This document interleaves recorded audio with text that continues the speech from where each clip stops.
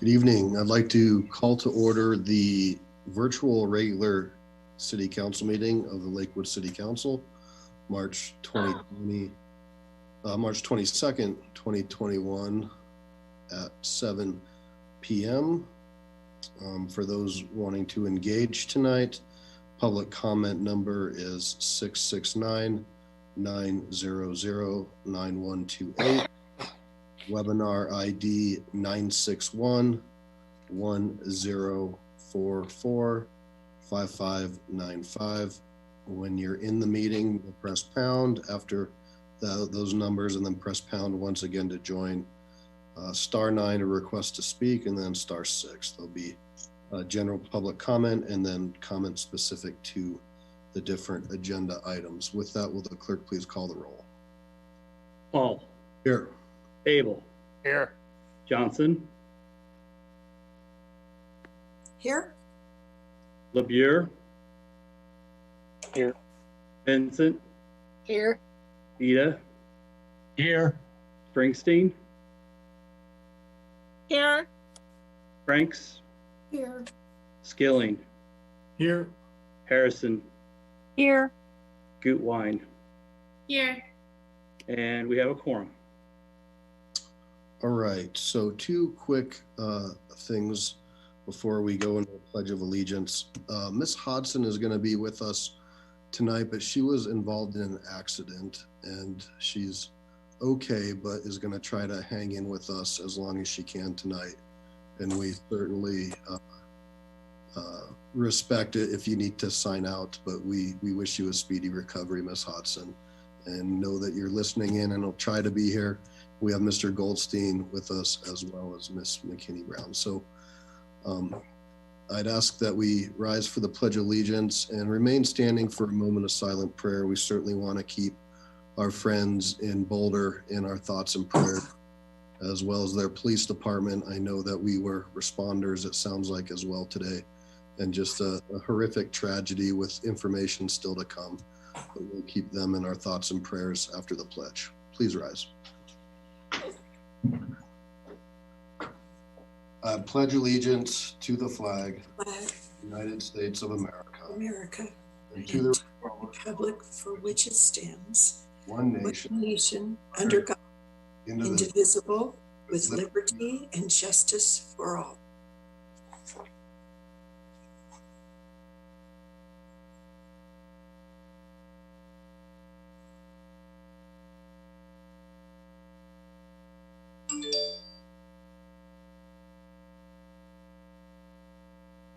Thank you. Please be seated.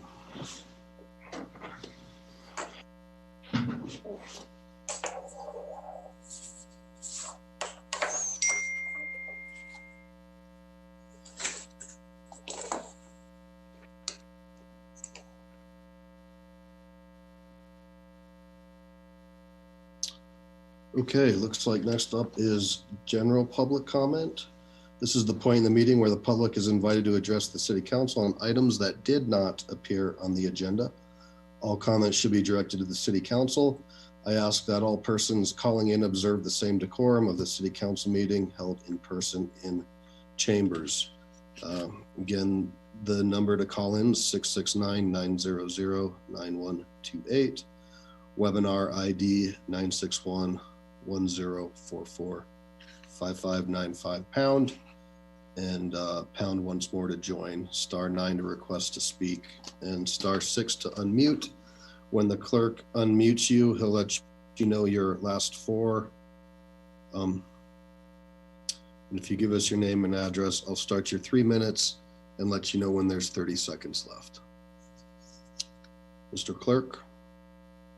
Yes, Mr. Mayor, our first caller, 5772.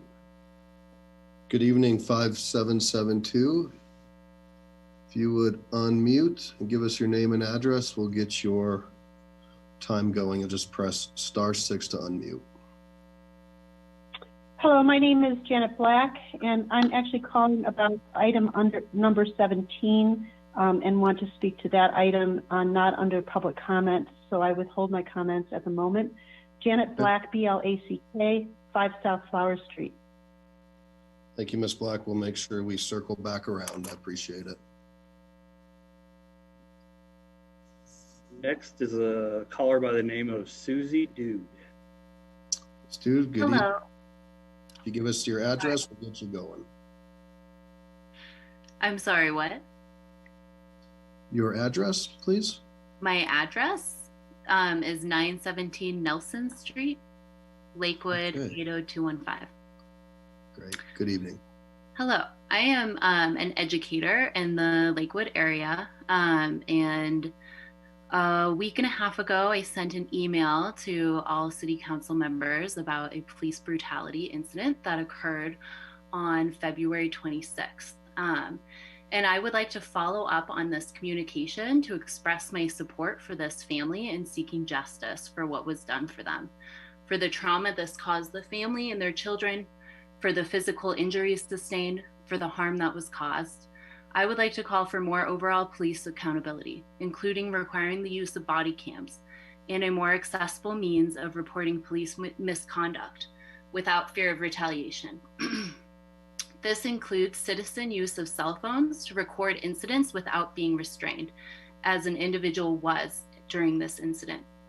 I would like to call for accountability of the officers who engaged in this brutality and for those who stood by and allowed it to occur. I would like to see increased regulation and a commitment to no longer use the knee to neck restraint or other chokeholds. When the officers responded to this call, they immediately targeted Amir, a Black man, as the perpetrator, despite the fact that he was assaulted. I would like to see more action when it comes to inequitable responses to citizens based on race. We have an opportunity here to show the children who witnessed this that there are people who are on their side, who will stand up for what is right, who are there for the safety and security of all children and citizens, regardless of race, and that there's justice for all, regardless of race. It is not okay for officers to engage in this behavior, and something must be done to address this incident and to address the clear systemic issues in the Lakewood police force.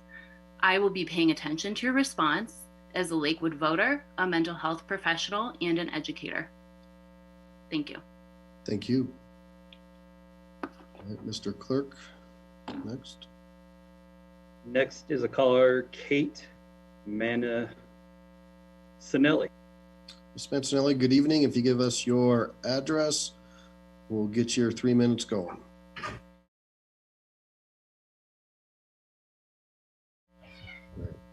It's Mancinelli, but irrelevant. I would just like to comment, and I can't say it any more eloquently than what Susie just said about my appalled and frustrated and emotional state of my students who experienced and witnessed violence where they should have felt safe. And it, for me, the kicking point is that we've seen this police brutality all over the country, and you always go that it's not going to be where we are. No, this must be someplace else. And that's so apparent that is not the case. And it's not the case for a 7-year-old that had to watch her mother be restrained. And it's just appalling. And so I just impart on you to hold people accountable where they need to be held accountable, that the police serve the people and not the other way around. And so I just impart on you to provide justice. And I completely agree with everything Susie said around body cams and education and less violence when that person was being victimized. Chokeholds, neck holds are never appropriate. Refusing to allow someone to videotape is illegal. There are so many ethical issues within this incident, but my heart is most broken for the kids who watched the entire thing happen. So thank you for taking it seriously and addressing it tonight. Okay, thank you. Mr. Clerk? Next is Amalia Devendorf. Hi, All yes. right, good. My Give name us is your Am- address. Get your 3 minutes go. Thank you. Nice. Thank you. 1910 South Josephine Street, in Denver, Colorado.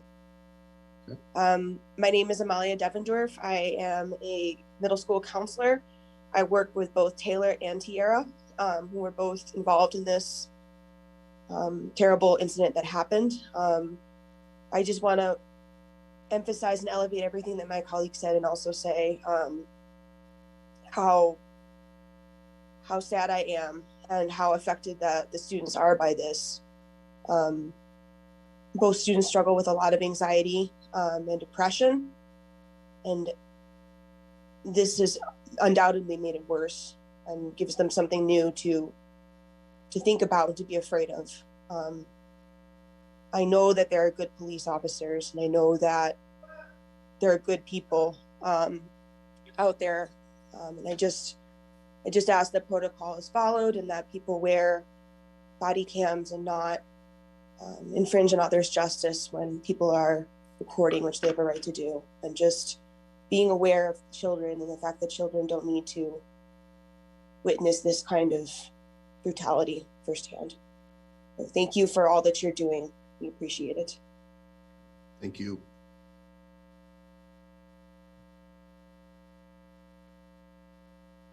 Mr. Clerk? Sorry. Next is 9850. Good evening, caller 9850. Give us your name and address. We'll get you started. Hello, Mayor. My name is Eric Brandt, and I'm still living inside my body, no thanks to your police officers. Anyway, this message is primarily for your city manager and your city attorney. So you're going to hear some people talk about how their children were traumatized, and you're going to hear some teachers talk about how, as mandatory reporters, they had to bring this to life. And then you're also going to say, oh, but we already told the media that we never put hands on that woman. We never stopped her from recording. You know, I've been trying to stay away, Mayor, right, to try and avoid the sex scandals that you have and the racial problems that you have and the lie problems that you have. I've been trying to stay away. But the problem is that you keep getting fucking stupid and inviting me back. So I'm back. And let me just tell you something about your most irritating gadfly. It just so happens that I'm a data recovery expert. And I've had people reach out to me on this matter. And I think that you need to go talk to your police officers and ask them if they want to change anything about their statements before I publish. That's right. There's actually recordings of this. What the fuck is wrong with you people, huh? Anyway, happy suck the cops day, 'cause I'm back, you stupid motherfucker. And you don't have to like me. You just have to deal with me, right? I mean, I'm not here making you irritated and uncomfortable, and I see you guys sitting there go, oh my God, oh, I can't stand this guy. We can't fucking stand you either, motherfucker. So now I'm back, and I've learned a few things, and you're not going to see or hear me until I hit. So you better talk to your officer and get your fucking story straight, because I know the truth, motherfucker. I know the truth. All right, Mr. Clerk, next. No one else has a hand up. Okay, well, thank you. We'll go ahead and close public comment, and certainly our police department and council was made aware of this issue by Miss Duty, and it is under investigation. We take all these very serious, and so that's where we're at right now. Thank you.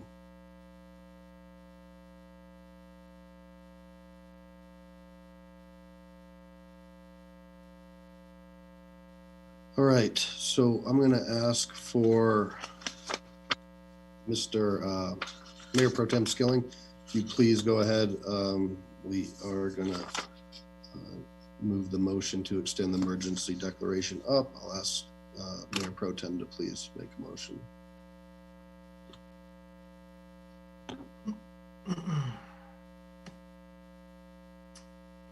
I move to extend the declaration of disaster in the city of Lakewood, Colorado, resulting from the coronavirus/COVID-19 pandemic, pursuant to section 1.27 of the Lakewood Municipal Code, originally declared by proclamation of the Lakewood City Manager on March 17th, 2020, extended by majority vote of the City Council on multiple occasions, and by this motion, extended again until April 12th, 2021, unless earlier extended or terminated by the City Council. Second. have a motion and a second to extend the emergency declaration. Just to be brief, we're still under declaration by the state of Colorado. We're also in conversations about receipts from the federal government's latest round of stimulus that will be coming to the city of Lakewood and to direct those dollars accordingly. So are there any questions pertaining to the motion? All right, any comments pertaining to the motion? Seeing none, please cast your votes. And that looks like it passes 9 ayes, 2 nays, the nays being Johnson and Springsteen. If you'll bear with me, I can't seem to find my up or down card here.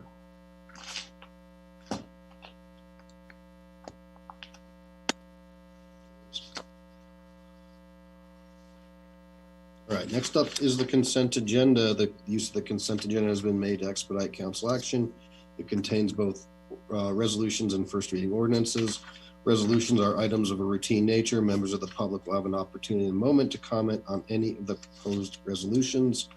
First reading ordinances appear on the agenda only for the purpose of setting future public hearing dates and ordering the newspaper publication of the proposed ordinance.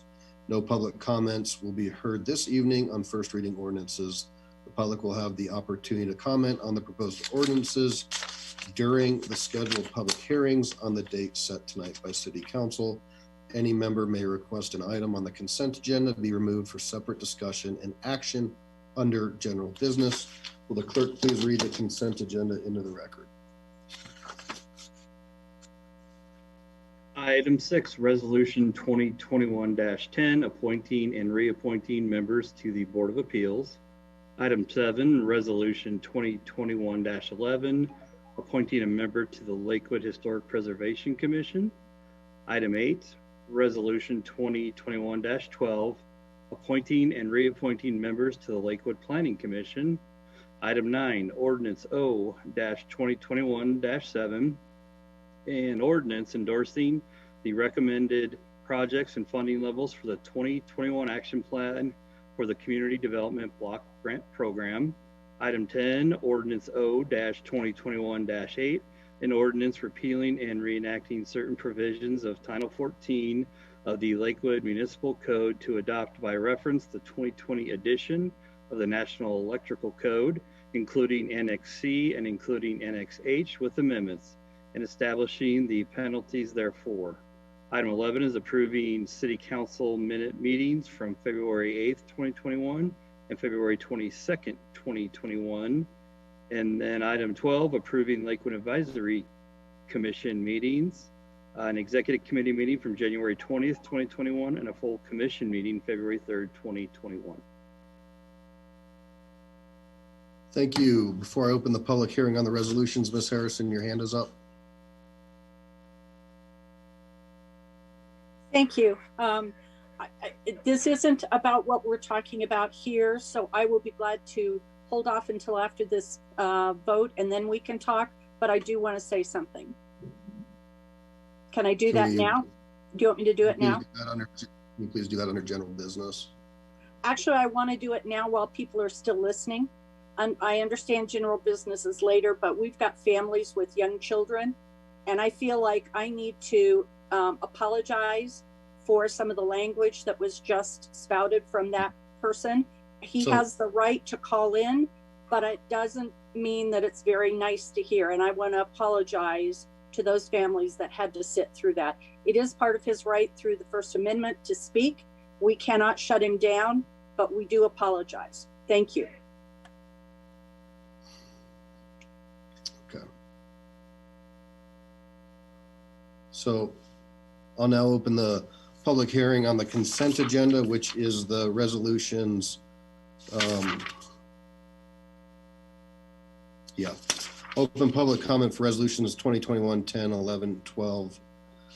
And then after public comment, I'll turn it over to our screening committee chair, Councilor Franks, to see if she wants to make a motion in a couple of words, or actually I'll have the Mayor Pro Tem. So with that, we will now go to public comment on those resolutions. And I do encourage folks to please respect the decorum of the council meeting. We do have children listening.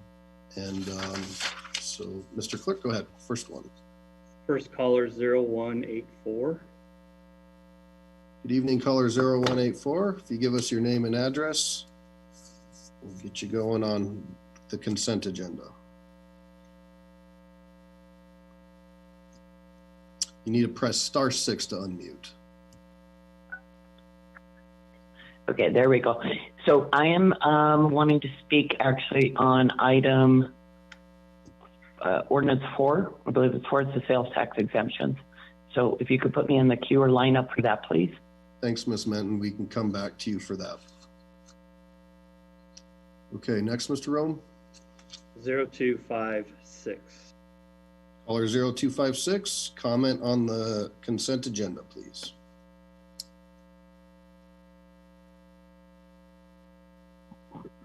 My name's Amir Allen, 1795 Kendall Street. And I was not able to be on the open comments earlier, but I'm actually the gentleman that was beaten by the cops, and I just wanted to speak about that, perhaps at a later time if necessary. Yes, sir. This is regulated to these items.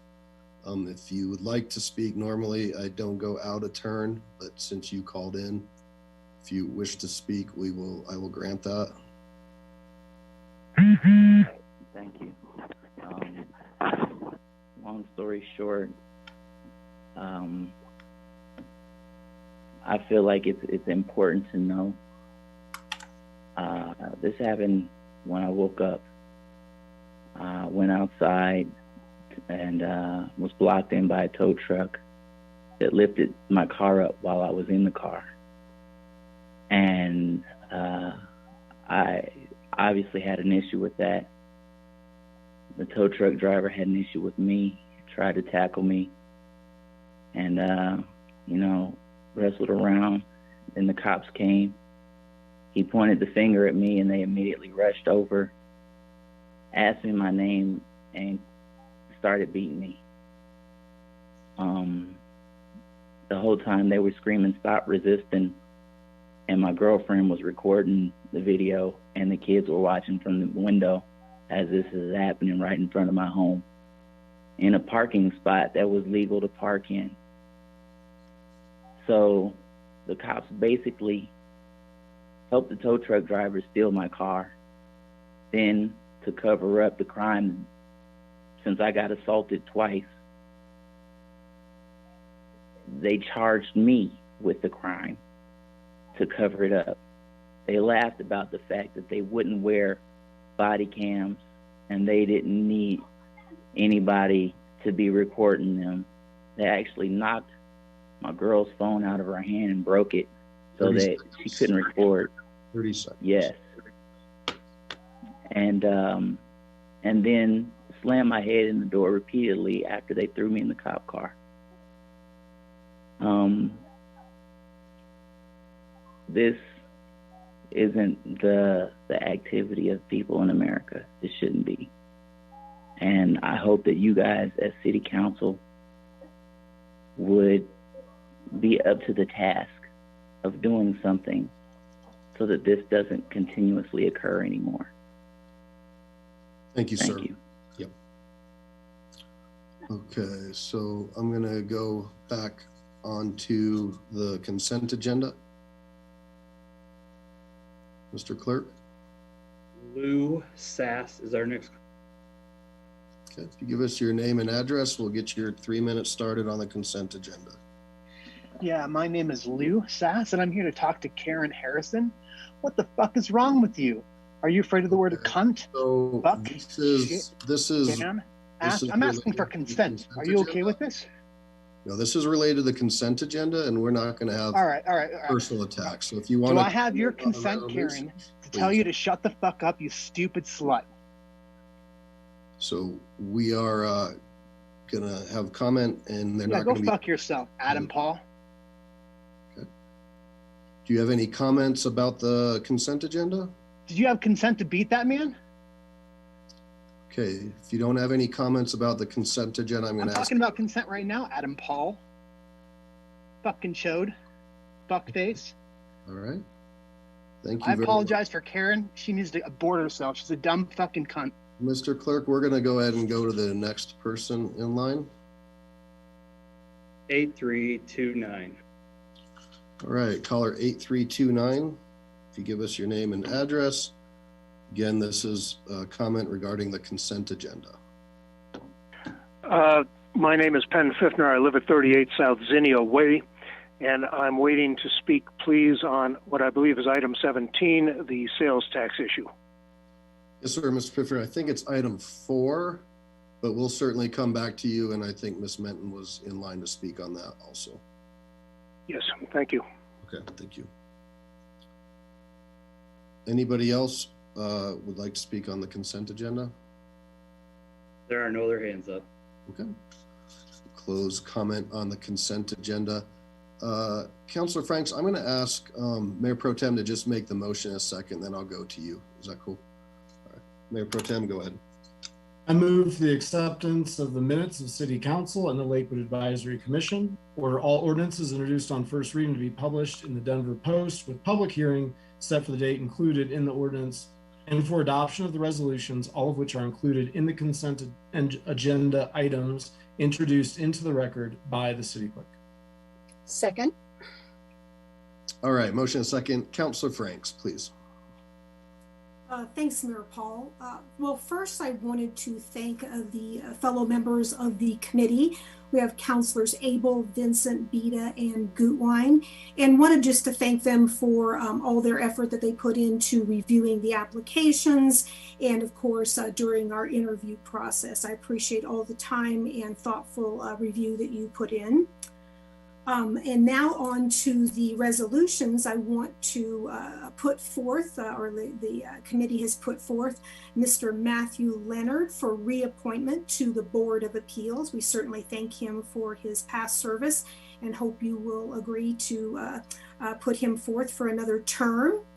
Also want to put forth Poppy Gullett for our Historic Preservation Commission.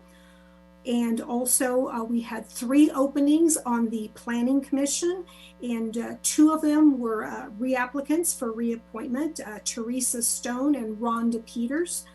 And then we do have a new Planning Commissioner that we would be recommending, a Jenny O'Neill. So certainly wanted to recognize all those names, and also thanks to all the folks who applied. We had 11 folks apply for the Planning Commission, so we had some really robust competition there. We certainly appreciate everyone who applies to any of our positions. And with that, the very final thing I want to do is make sure that folks know that there are still opportunities open to serve. We have an opening on the Board of Appeals. That application closes on April 21st at 5 p.m. Historic Preservation.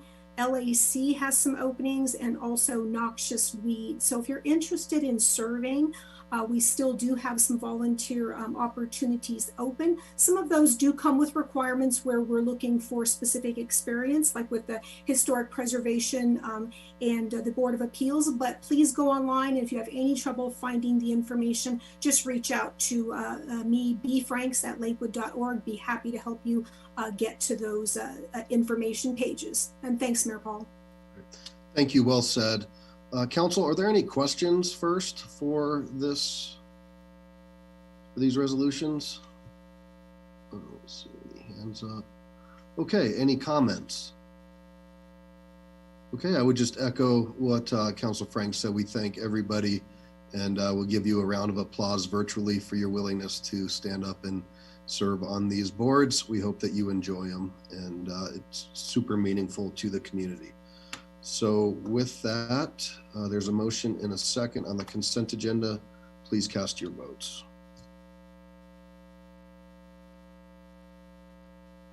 And that passes 11 ayes, 0 nays. Congratulations. Okay, so we're going to move into item 13. I'll ask the clerk to please read that into the record.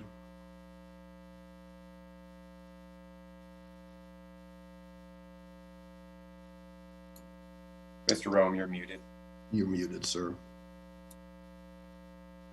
I clicked it. I guess it didn't like my mouse. Sorry about that. Item 13, Resolution 2021-13, approving a Chapter 14.27 blight designation for 5490 and 5476 West 13th Avenue. Okay, so I will open the public hearing. Looks like there is a presentation. Why don't we do the presentation by Matrix Design, and then we'll go to public comment, and then we'll go to council questions and then comments. Good evening, Mr. Smith. Good evening, sir. Thank you very much for taking some time on the agenda to go with this. If I can ask Mr. Rome to bring up Mr. Chad Coker, if he's in the group, love to have him on board. Let me go ahead and get started. Before the council tonight is a resolution. It's 2021-13. It's concerning a Chapter 1427 blight designation consideration for the properties at 5476 and 5490 West 13th Avenue. We'll have the consultant run through the main points of the blight study in just a moment. The blight study is done by Matrix Design Group, and you're probably aware that Matrix is one of the most experienced firms in blight studies in the metro area. They're very knowledgeable in the urban renewal process, and be happy to answer questions about that as we get to the end of the presentation. Lakewood's 1427 blight process is nearly identical to the urban renewal blight process. There are a few differences, but mostly it's in alignment with that same process. I'll use the terms condition survey and blight study interchangeably. Technically, it's called a condition survey. Most people know it as a blight study, so those two terms mean the exact same thing. It's the study and the report that is going to be presented here shortly. They were included in your packet along with a staff memo, which gave additional background information.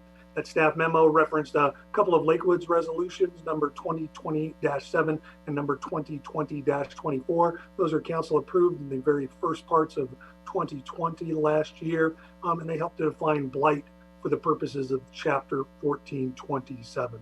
Another thing you'll notice in your staff memo is there are two tables. The first table that comes up is a series of about 8 different questions that show that we're following all of the major processes that are in those previous council resolutions. I won't go through all of them right now, but I'll hit some of the highlights just so you know.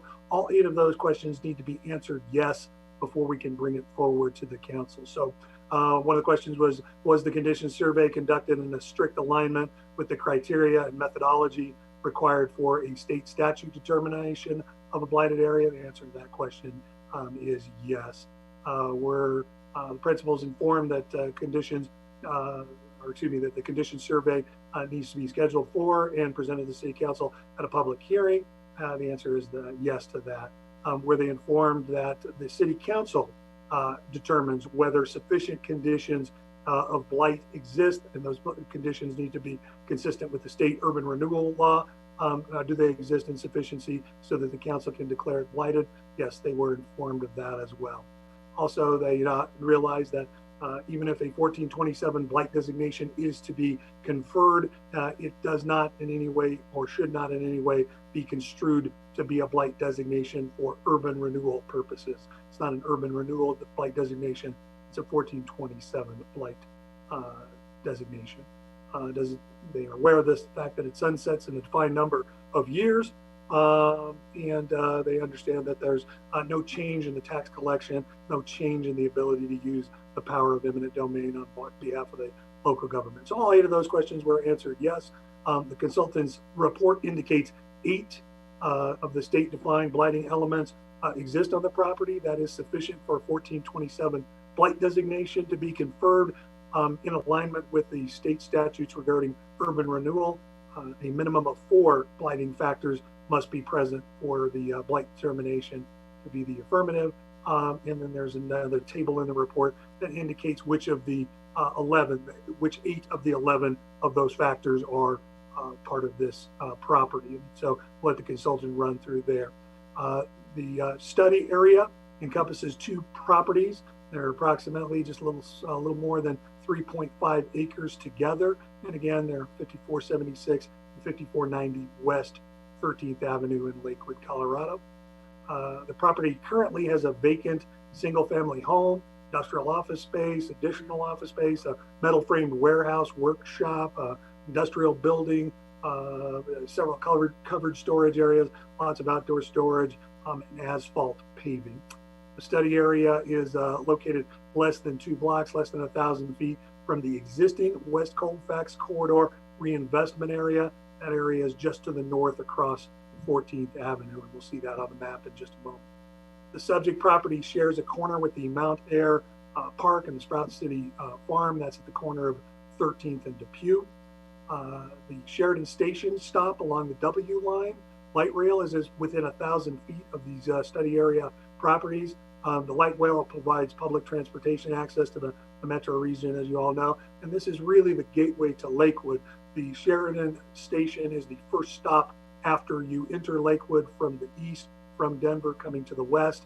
And then as soon as you close the doors of the train there and start moving forward, this property comes within direct view of the light rail at that point. These 2 properties are along the 40 West Art Line, which is a 4-mile walking and biking cultural asset in the city of Lakewood.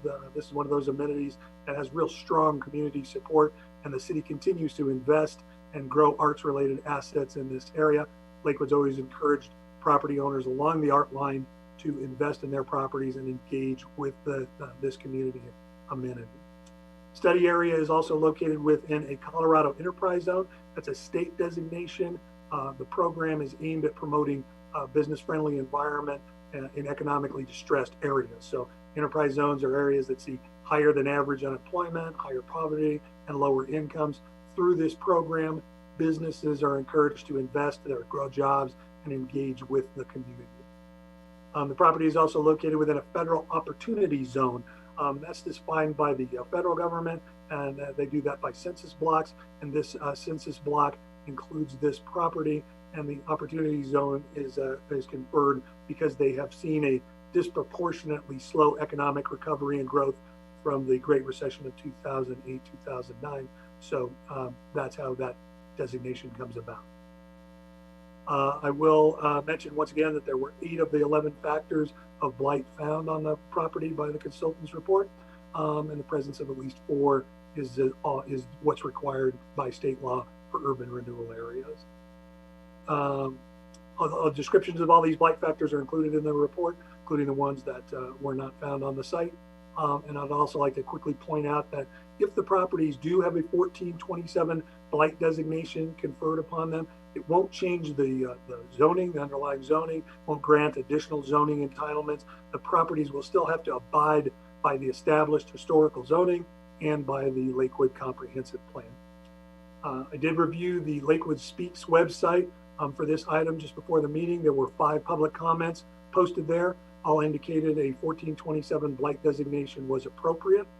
Additionally, we received 2 letters of support from residents of the 2 Creeks neighborhood, which is nearby these properties. We also received a letter of support from the Lakewood West Colfax Business Improvement District. So with that, I'd like to introduce the applicant this evening. Mr. Chris Elzy is in the room, and then the Condition Survey Blight Study Consultant, Mr. Chad Coker. The blight study was conducted again by the Matrix Design Group. Matrix is nationally recognized as an entrepreneurial planning, engineering, and environmental consulting firm. As an FYI, Matrix was the firm that conducted the 2005 Colfax Reinvestment Condition Survey. That's the one that forms the basis for the urban renewal area blight designation for the entire urban renewal area that runs along the Colfax corridor. Chad Coker is a hydrogeologist by training and has been a development consultant for more than 20 years. He's consulted on many blight studies over those years. Mr. Coker will quickly run through the contents of the condition survey report, and then we look forward to answering any questions the council may have after that presentation. So with that, I'll turn it over to you, Mr. Coker. And Mr. Coker, just real quick, to clarify the record, there was a letter of opposition that did come in. I think there were two, one on Lakewood Speaks in a different position, and then a letter that came in later on this afternoon in opposition. And of course, we'll still have public comment. Thank you. Thank you, everybody. Good to be back with you again. Just a reminder of who I am. I've been with Matrix for more than 15 years. Before that, I was with a company called MacTech Engineering. Before that, I was with Harding Lawson Associates. I have a master's degree from Colorado School of Mines, and I've performed hundreds of pre-development assessments over the last 20 plus years. This particular conditions assessment blight study is actually one of the smaller ones that I've done. I was the Matrix program manager overseeing development at former Stapleton International Airport. I represented Forest City, the developer, prior to development on parcels. Basically, Forest City would have to do an assessment parcel by parcel or filing by filing when the city transferred property to the developer. So I was the one that basically went through the assessment process and approved the transfer of clean property, developable property, to the developer. I've also completed major asset redevelopment assessments and analyses for over a dozen military bases across the country, including Lowry, Fitzsimmons, Pueblo Chemical Depot, Fort McPherson in Atlanta, Fort Gillem in Atlanta, McClellan in Alabama, Lone Star, the Kansas Army Ammunition Plant, Roosevelt Roads Naval Station, Fort Monmouth, Fort Monroe. Now, these assessments are they're a lot more detailed than a blight study. We're talking about doing engineering assessments, electrical assessments, environmental, plumbing, energy consumption, usability, reuse potential, and other pre-development factors. I've also done a bunch of facilities across the country, including hospitals and schools and jails. And of course, I've done dozens of blight studies in Aurora, Lakewood, Broomfield, Commerce City, Denver, of course, and I even did a blight study that was over 5,000 properties in Phoenix, Arizona. Now, last summer, I know that one of the major questions about a blight study was, how can a company have a 100% success rate in performing blight studies? And I think that question was probably more from a lack of understanding on how a blight study works. So let me explain. When a client comes to us and asks for a blight study, the first thing we do is we spend about an hour or two basically looking at the site, researching the site, maybe even visiting the site if need be. So, and I can tell you within that first hour or two, I will be able to tell you whether a property is going to have blight on it. And if, of course, if our client at that point chooses not to do a blight study, that's why we're at 100%, because I can't imagine anybody, after me telling them that there's not going to be enough factors of blight, would go ahead and approve a blight study. So that's the simple reason as to why a blight study can, the reason we do blight studies at 100% rate is because we are good consultants and we do pre-tell them that, whether they're going to have blight or not. So anyway, having said that, let's kind of get into a little bit of what we're looking to achieve tonight. And I know that the first time I came in last summer on one of the blight studies that was brought forth to you, I know a lot of the conversation revolved around the type of development. And that's not what we're trying to do tonight. In fact, we don't know, the client doesn't know exactly how they want to develop this. Performing this blight study is only one step in the development process, and it's a pretty early one at that. I mean, we still have feasibility studies, engineering analyses, developmental discussions, economic studies, and a lot of other steps before we even get to a point where anybody knows what kind of building is going to be on the site. So tonight, please keep in mind that we're just trying to determine whether or not there are factors of blight on this property. There's no, there will be no discussion on the development and what is planned for development, because I don't think I know that the answer to that is we don't have an idea yet. So I'll go ahead and share my screen with the presentation.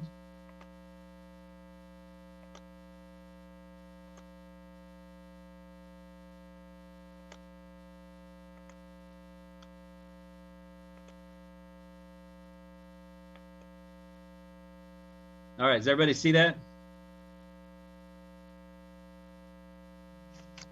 All right, so I think you've had a chance to look at this. This particular blight study is pretty much a slam dunk. Like you know, there are 11 factors of blight, and this one hit 8 of them pretty easily. So let's just kind of go through and review a little bit about what a blight study is. And first of all, I know you all know where this property is. It's basically on 13th Avenue, like you said, next to Mount R Park, and right along the light rail line. And of course, and this is probably not as much for you as anybody that's paying attention to this, but Lakewood did impose a 1% growth cap back in 2018, and a blight study is one of the ways that Lakewood is trying to encourage redevelopment of blighted and distressed areas. The other reason that we do a blight study is so that we can basically clean up neighborhoods and the areas surrounding them. And you know, this is a perfect opportunity for the city of Lakewood to approve a blight study so that you can bring in better types of development. A blight study does follow Colorado urban renewal statutes. Blighted area is an area that in its present condition and use by reason, well, you can read that. It's basically the 11 factors of blight that we're going to discuss. And if we can get to 4 factors, that is a minimum number of blight factors required, and 5, which would be required for eminent domain, or 1 if there's no objection by the owner or tenant. So, you know, we typically try to find 4 or 5 pretty definite factors of blight before we really start discussing whether a property is blighted. The 11 factors of blight, you can read through these, but we're going to actually go through the ones that we found. So I know that we're on kind of a time, so I'm going to skip over to the next slide, which starts the factors of blight. For this particular property, we did find 8. We found slum, deteriorated or deteriorating structures, a predominance of defective, inadequate street layouts, faulty lot layout in relation to size, adequacy, accessibility, usefulness, unsanitary and unsafe conditions, deterioration of site improvements, unusual topography, environmental contamination, and the existence of high levels of municipal services or substantial physical underutilization, vacancy of sites, buildings, and other improvements. The first factor is slum and deteriorated structures. That one is the one that is most commonly identified for blight studies. And as you can see, and if you've driven by the property, this one was pretty much a no-brainer.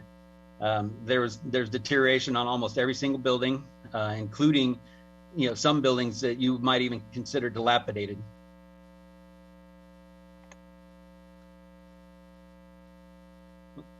So let me go back one slide again.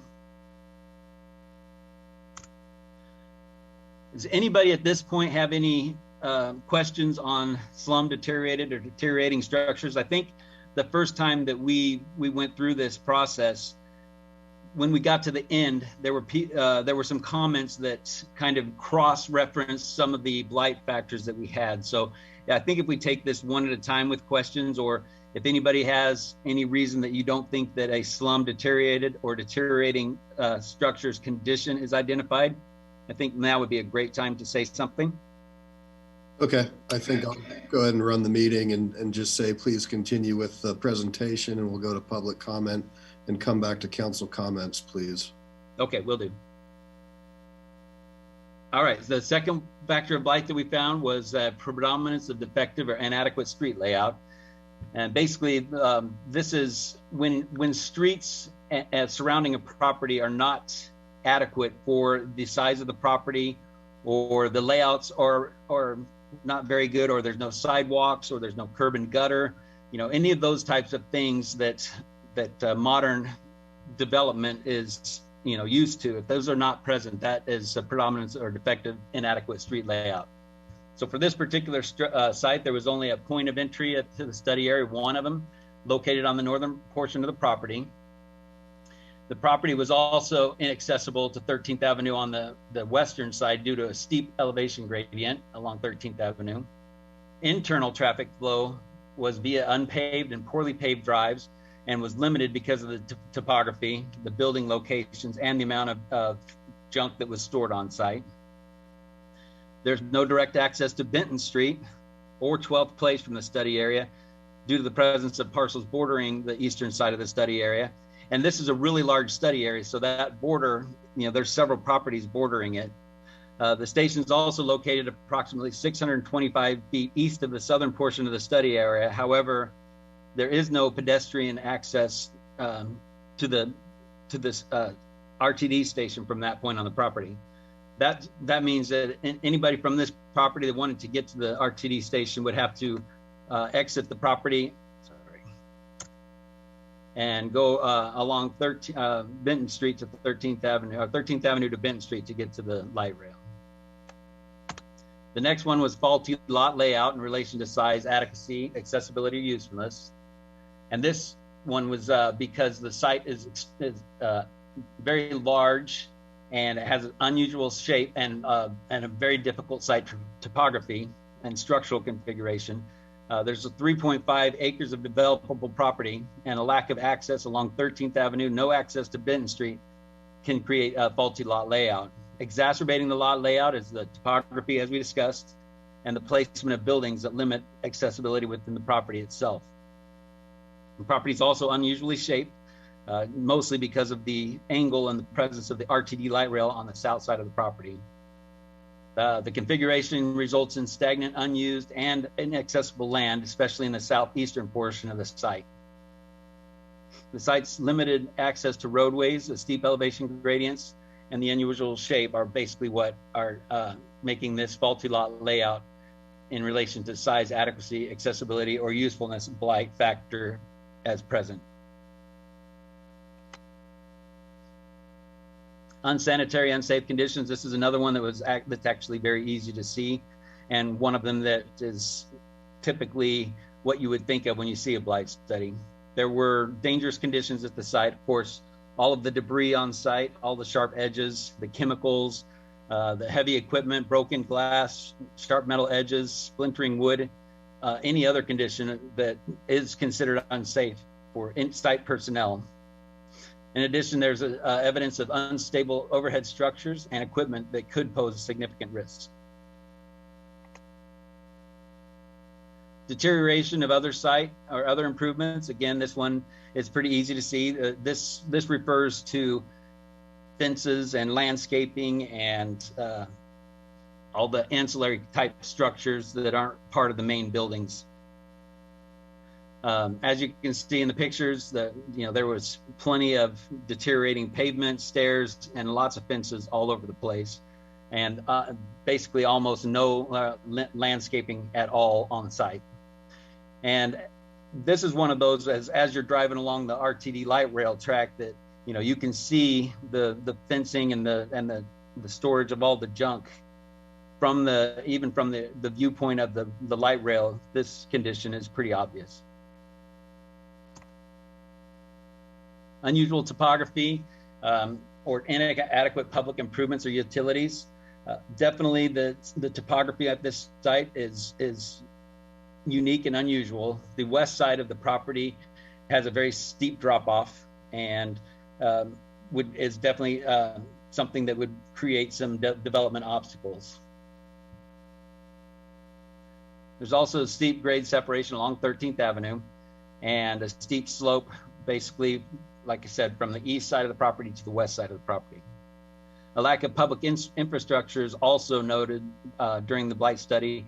Lack of sidewalks along 13th Avenue, lack of street lamps along 13th Avenue, curb and gutter absent along most of 13th Avenue, including the north side of the 13th Avenue across from the study area. Environmental contamination of buildings or property. This one was as definite. The study area does have numerous indications of environmental contamination, including a report that there is soil contamination exceeding regulatory levels on site. We also observed soil staining, above ground storage tanks, oil dispensers, broken down equipment, debris, unknown chemical containers, drums, tires, and other conditions that are typically indicated for release of chemicals or other contaminants at site. Even the presence of significant amounts of junk and debris on site are indicative of environmental conditions. And then the last one, K5, the existence of health, safety, or welfare factors requiring high levels of municipal services or substantial physical underutilization or vacancy. The study area is definitely in a highly developed part of Lakewood, just south of the Colfax Avenue commercial corridor. And development has been sparked by the West Colfax Avenue corridor reinvestment area and the construction of the light rail. And this property doesn't fit within the new development of the area. So to maintain congruency, the 13th Avenue and the surrounding streets and corridors will likely require a significant amount of city investment in municipal services to continue promoting improvements in the area that have long been neglected. These improvements are certainly going to require additional infrastructure such as sidewalks, street lighting, drainage controls, as well as potential improvements to support the increased traffic flows while developing these areas.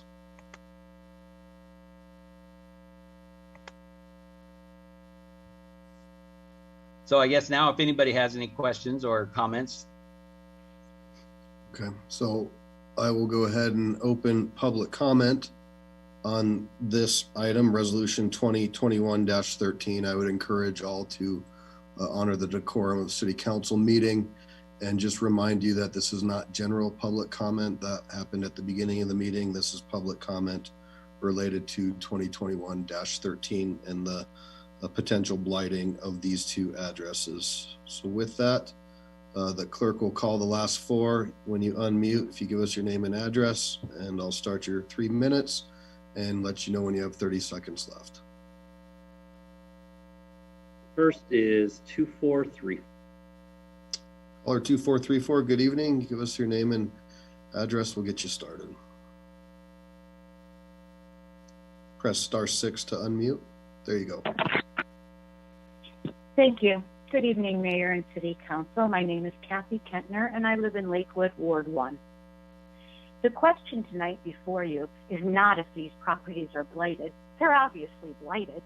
The question is, should these properties be blighted for the purpose of circumventing the Strategic Growth Initiative? On July 2nd, 2019, Lakewood voters said yes to the question, shall the City of Lakewood limit residential growth to no more than 1% per year by implementing a permit allocation system for new dwelling units and by requiring City Council approval of allocations for projects of 40 or more units? Exempting this property from the growth initiative tonight ensures that there is no further public process and no council oversight for this large development. It also ensures that approximately 600 units, nearly 1% in this project alone, will be exempt from what should be a 1% limit. The exemption for blighted properties was anticipated to be very few and to not significantly, if at all, exceed the 1% limit. So how has this blight exemption played out in 2020? Is it still keeping growth within 1%? Is it providing council approval for projects of 40 units or more? In 2020, 392 units, more than 0.5%, was exempted from the growth initiative because the city determined they were in areas previously declared blighted under urban renewal. These 392 units do not include any of the authority to continue projects or the 2 resolutions council passed declaring blight in 2020. We don't know how many units may be included in those newly blighted and now exempted parcels.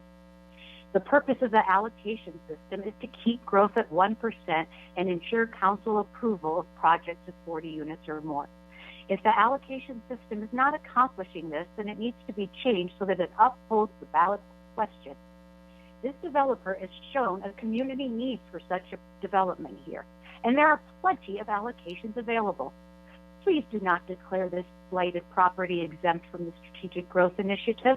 There is simply no need. This project can be accomplished with allocations and a 3 to 5 year making plan. Tonight could be a win. I'm on my last sentence. Tonight could be a win-win for everyone. We can have this development and stay within the 1% and have oversight. Thank you. Thank you. Mr. Clerk.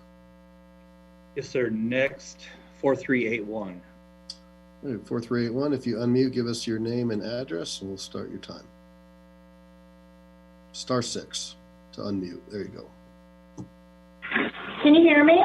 Yep, we can hear you. Okay, I'm sorry. 1 second. I didn't know that I was in line this fast.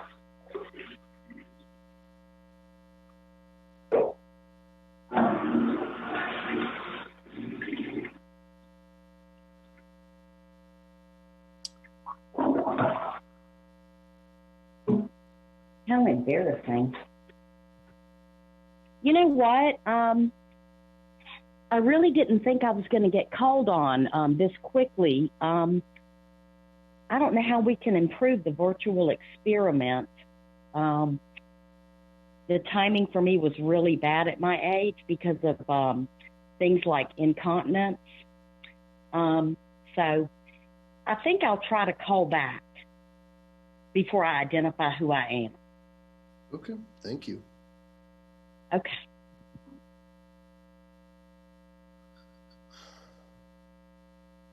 *1742. *1742, is that what you said? Press *6, give us your name and address. We'll start your 3 minutes. Hello? Hello. Hello. The professor talking about blight. I had a comment. Yeah. Hello? Yep. Go ahead. Yeah, I've recently moved into a new property. It's actually an apartment complex, and it's pretty much virgin soil, but I do get blight on my tomatoes, and I was wondering if there was any remedy for that, or... Okay, thank you. We'll go ahead and see if we can get that I also have another question. I would like everybody to join the Fans of Eric Brandt Facebook page, and I would also like to leave you with this. Okay, thank you very much. Happy We'll go ahead fucking... and move on to the next one, please. 1964. All right, good evening, caller 1964. You give us your name and address. We'll get your time started. Press *6 to unmute. This is Lenore Herskovitz, Ward 1, and I had submitted a group of questions regarding this issue on Lakewood Speaks, and I just was hoping that council would address it before voting on this issue. That was just my request. Great. Thank you. Yep, thank you very much. All right, Mr. Clerk, next. Next is Lacey R. All right, Lacey R, press *6, give us your name and address. We'll get your 3 minutes going. You'll have to unmute with *6.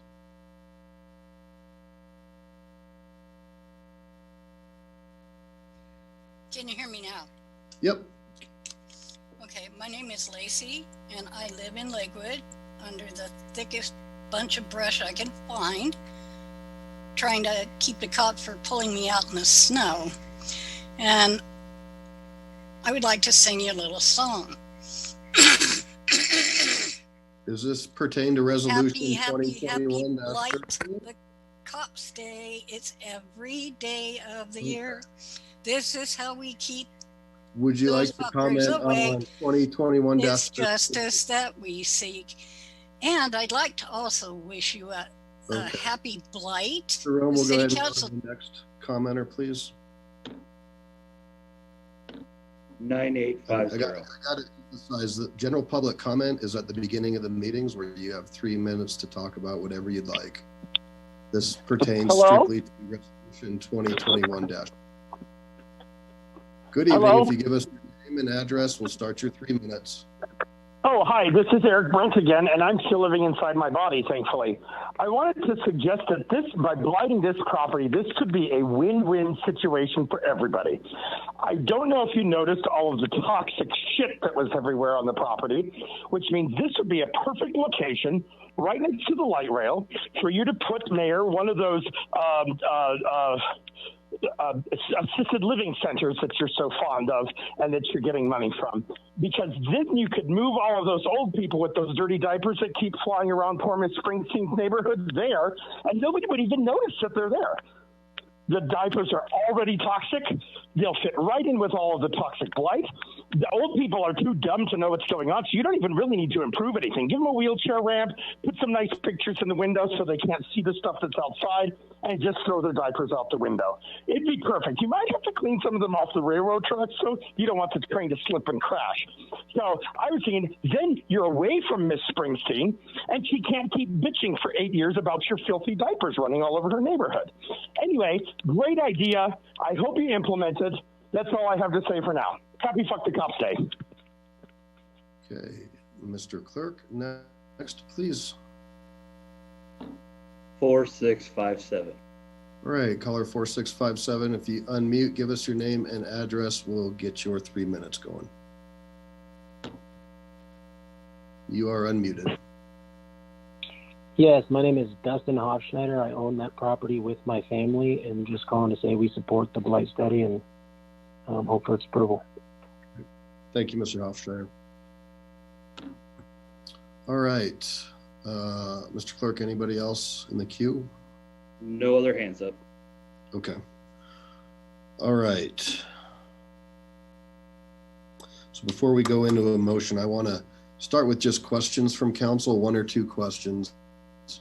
We've been through this before, and I know this process doesn't always sit amazing with everyone, and we certainly see things differently, but just know that this is the process that is in place, the process that's before us, and one of the things that council is going to take on is cleaning up some of the things that are of concern in the ordinance. So let's not shoot the messenger and or anybody else involved, and try to keep it a high level. And again, we'll start with 1 or 2 questions first. We'll go through council, and then after a motion and second is made, we can go to comments. All right, Ms. Vincent, you're first. I just had a comment actually, so I will wait. All right, thank you very much. So Ms. Springsteen, Ms. Franks, Mr. Abel, Ms. Johnson.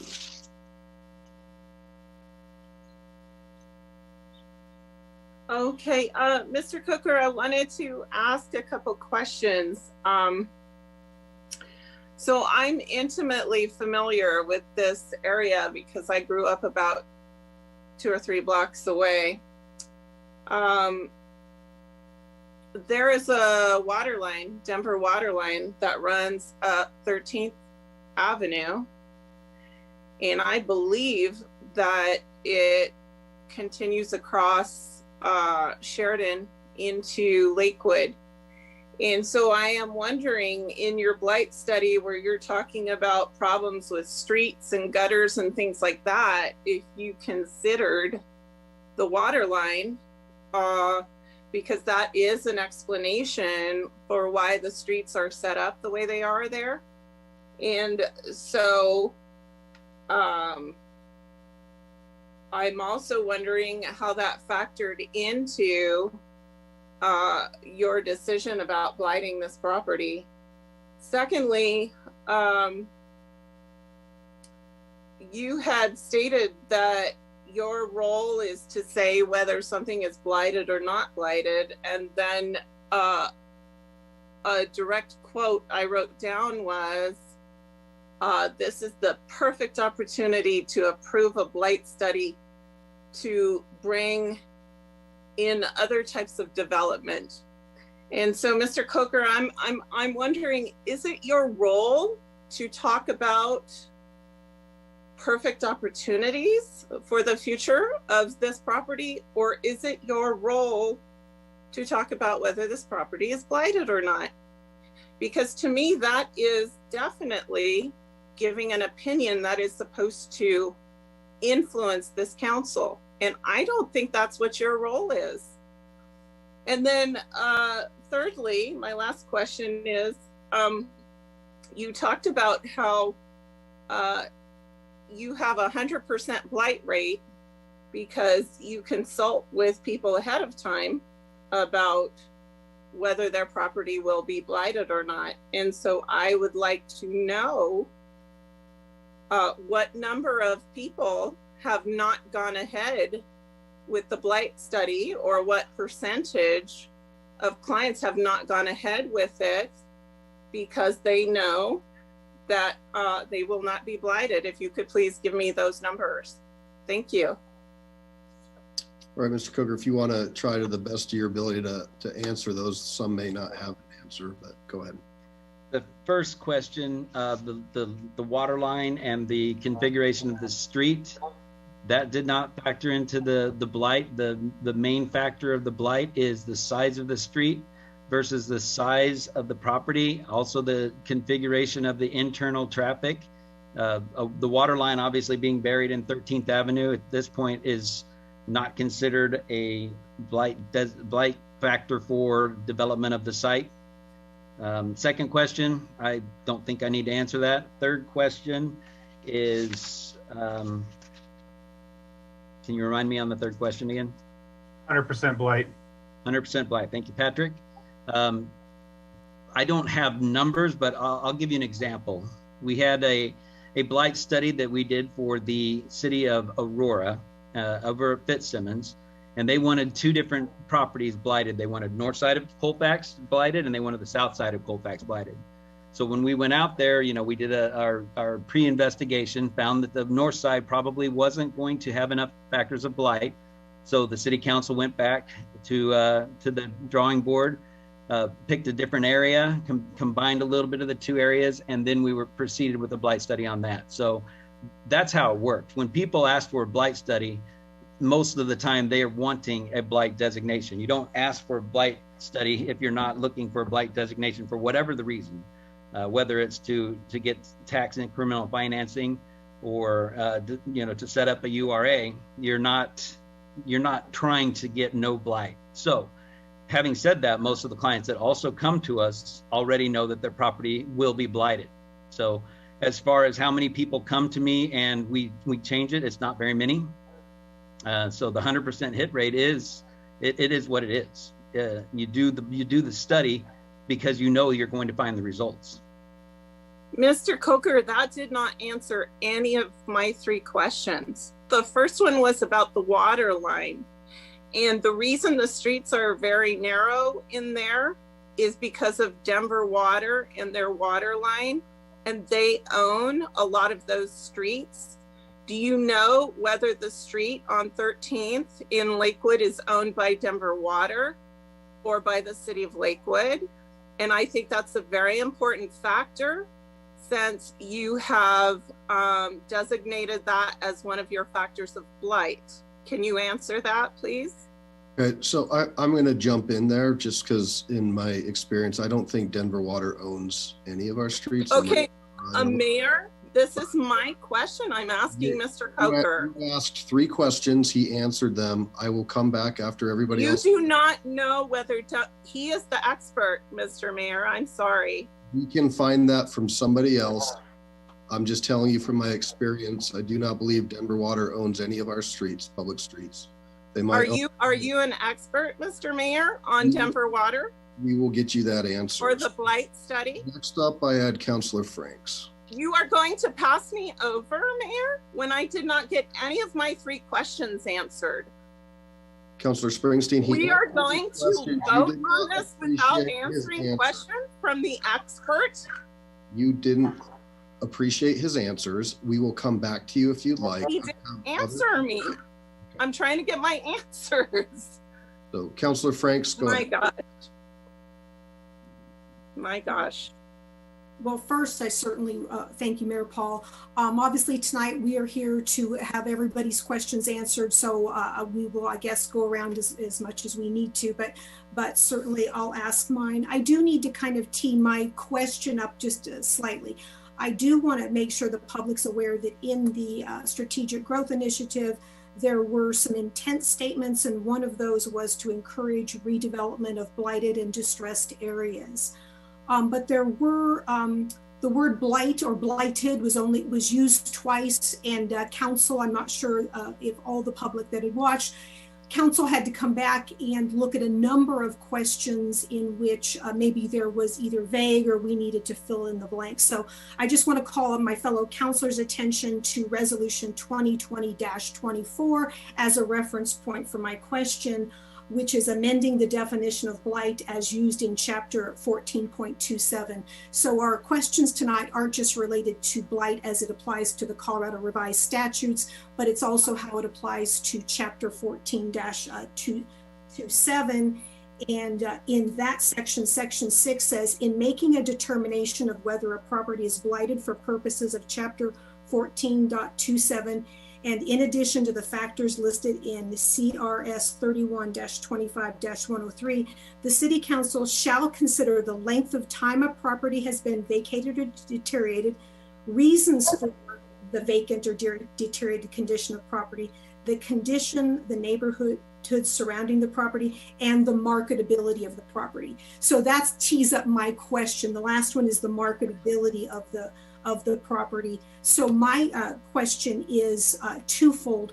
One, is the property or properties being actively marketed? And two, are they under contract? Because that speaks to the marketability, the ability to get those properties purchased. So are they currently being marketed? And if yes, are they under contract? Okay. Patrick, can you answer that one? Sure. My name is Patrick Chell, and I'm also with Matrix Design Group. And the answer on whether they're actively marketed or under contract is we don't know. We were hired by Mr. Chris Elsey to perform this blight study, and whether he's under contract or not, we're not aware. That would be then in the public record. So what would be our process? Because I do believe that that is in the public record, whether those are, I just want to make sure that gets part of the record if those are under contract or not. Councilor Franks, I see the owner is in the queue with the hand up. So if Mr. Rome would like to bring him over. That'd be great. Thank you. I'm sorry, is that Brian Elsey? Chris Elsey. Chris Yeah, Chris Elsey. Yes. Sorry, Mr. Paul. That's okay. Probably should have been in anyways. Mr. Elsey, go ahead and you can press *6. Looks like you're unmuted. Or maybe you're in the meeting now. I think you guys, this is Brian Elsey. I'm Chris's brother. I think I'm just listening in. I think you muted the wrong person here, but the property is being marketed and it is under contract. Did you guys hear me? Yes, so we did hear you. Thank you very much. That answers my questions. Appreciate it. Okay, thank you. Mayor, I have no other questions right now. I may have some more later. Great. Councilor Abel, questions, please? Yes, sir. Thank you. Oh, Councilor Abel, can you unmute? I went to lower your hand and accidentally muted you. There you go. There we go. Okay. My concern is about the chemicals. I know that if there is serious chemical danger out there, there's either remediation or digging it all out. But have y'all gone, do you know enough about it to know what kind of chemicals might be out there and how much effort it will take to remediate their effect? So being a blight study, we don't actually go into the type or extent or depth or remediation of the chemical contamination, that would be something that could be done by the property owner. This would definitely qualify as a brownfield project. And at that point in time, you could go in and you could do, there's basically a phase 1 environmental site assessment, a phase 2 environmental site assessment. And following those, then there's either remediation or development by remediation and those types of things. But at this point in time, this is just a blight study, and it's even before the environmental investigations take place. Okay. Councilor Abel, I think the other property owner is trying to weigh in on your question. Is Thank that you. That would be good. Yeah, this is Chris Kelsey. So a phase 2 environmental has been done on the property by the previous by the existing property owner, and they have cleaned up some of those contaminants and have a letter basically verifying that. That happened in 2018, 2019. But moving forward, as Chad mentioned, there will need to be probably another phase 2 environmental with the current conditions of the property that you saw in the blight study. But y'all will have to remediate to a certain level in order to get approval from whom, the EPA or? So the way that works is typically you develop this site under a materials management plan that talks about how you are going to manage any potential contaminants on site.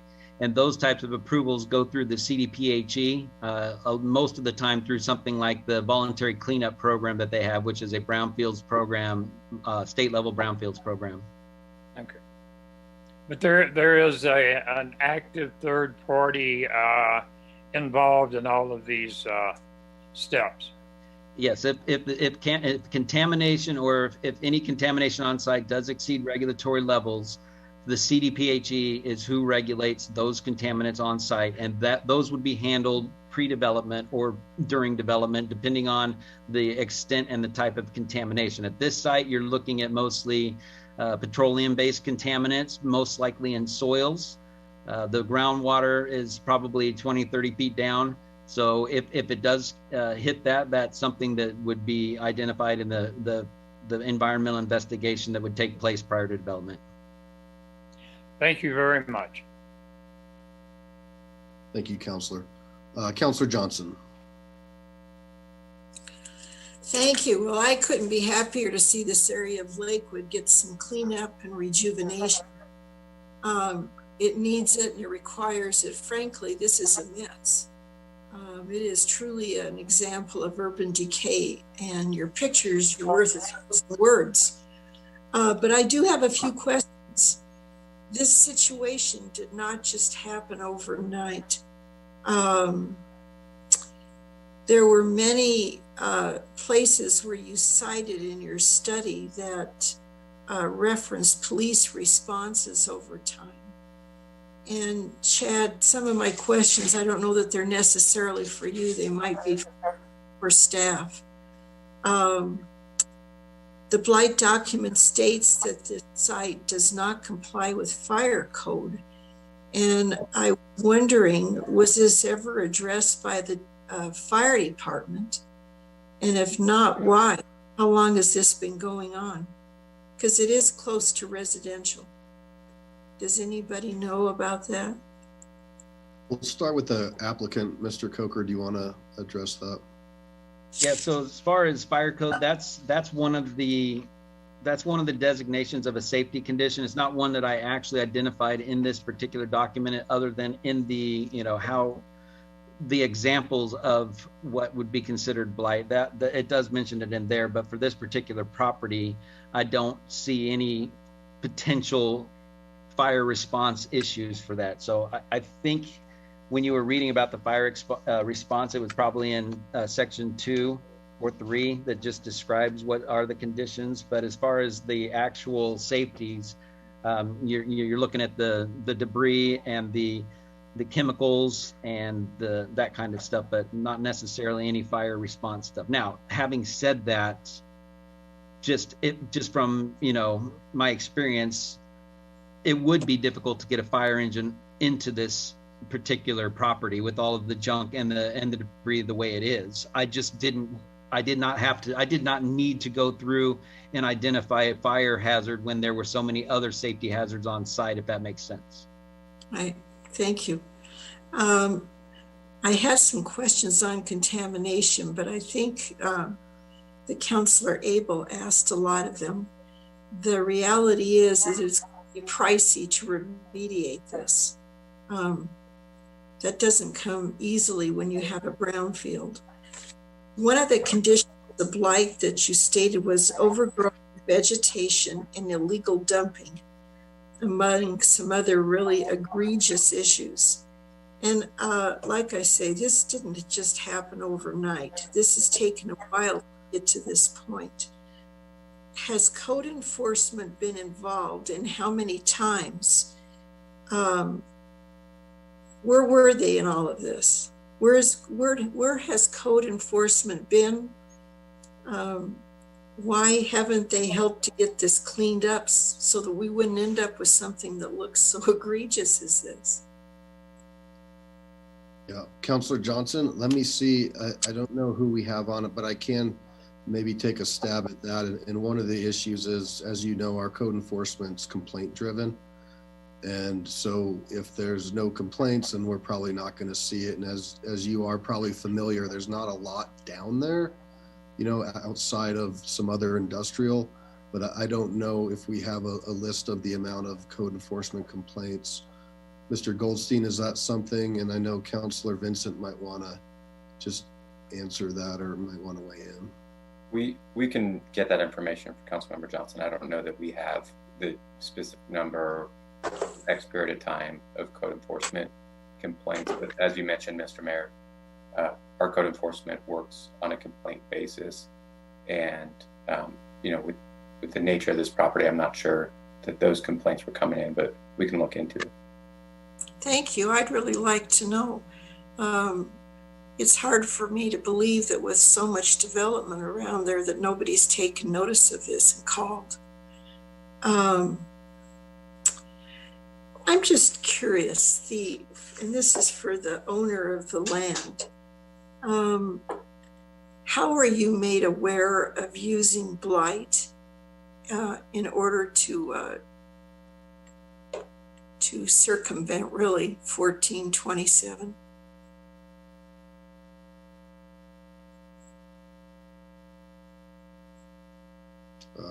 I'm not sure if the LCs are on mute, or Mr. Coker, if you want to answer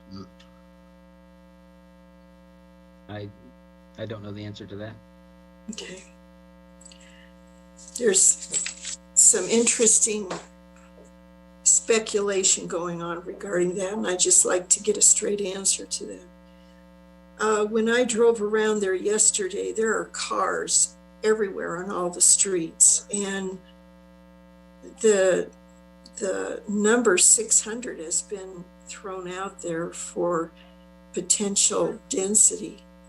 I would just like to remind the developer that parking really needs to be taken into consideration. Just because people live next to a light rail does not mean that they're going to give up their cars.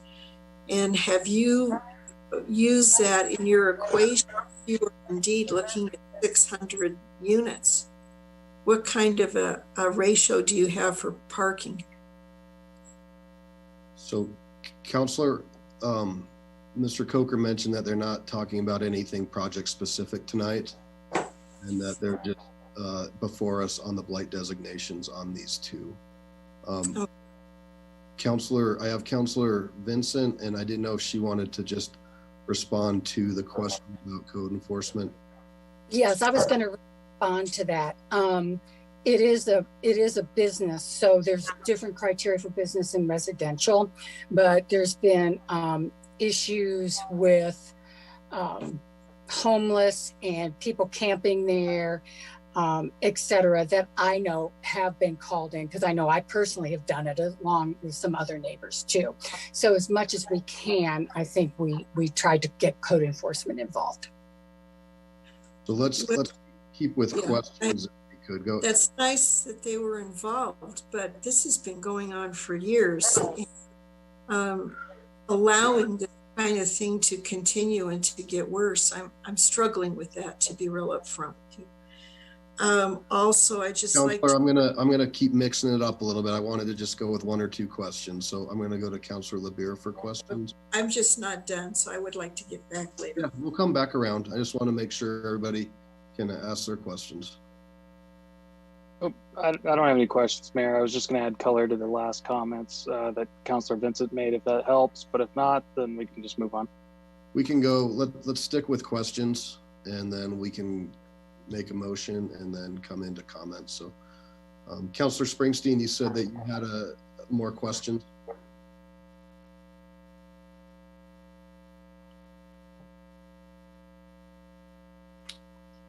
Well, I never had my questions answered, so I'd like to have those answered. And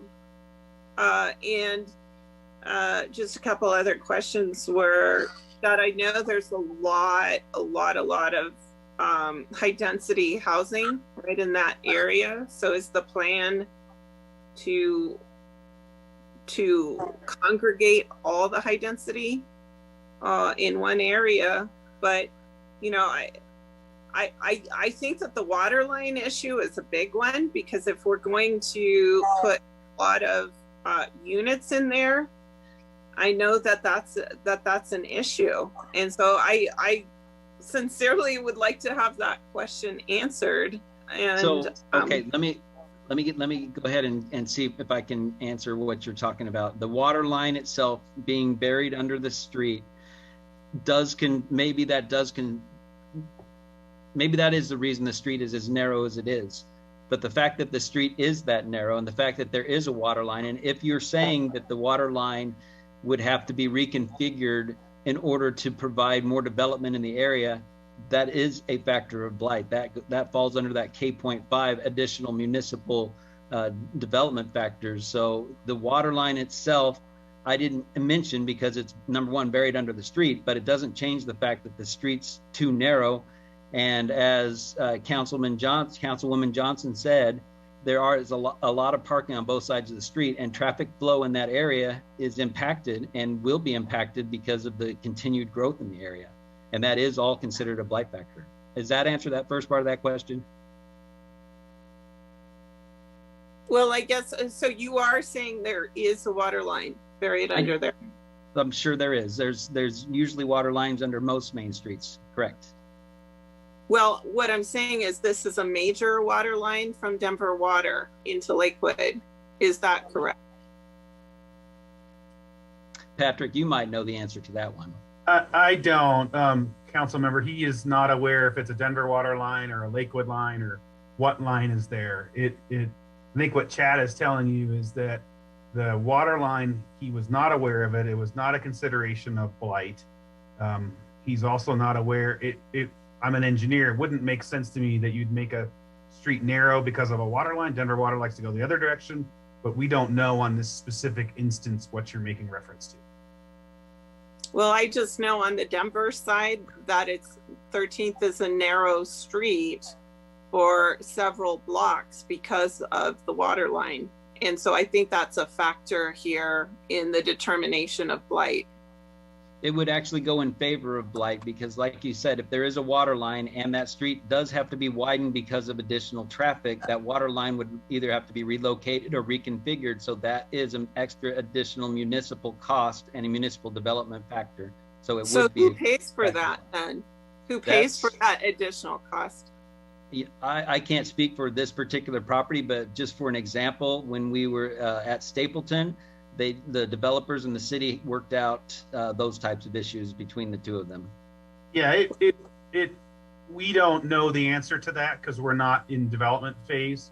We're just in blight study phase. We don't know. That would be talked about through the development process that the project, if it was to move forward, would go through. So potentially much greater cost if we have to move the water line. I would very highly doubt that the water line would need to be moved. If it's under a street. Well, that's what Mr. Coker just said. So no. Yeah, no, if there was a need for that water line to be reconfigured or removed, that actually is considered a factor of blight because that restricts development. Contributing to municipal cost, you said. Correct. Okay. Additional municipal services.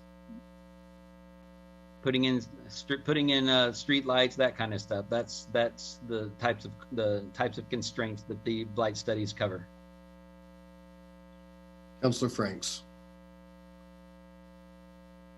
Thanks, Mayor Paul. I just wanted to follow up on the question I had earlier, just because the language says to further clarify the way blight determinations are made. And so now that I know that the property is under, or properties are under contract, I want to kind of explore the marketability more, because obviously this is another tool. We're not just talking about blight as it applies to the Colorado Revised Statutes. This is specific to our growth initiative.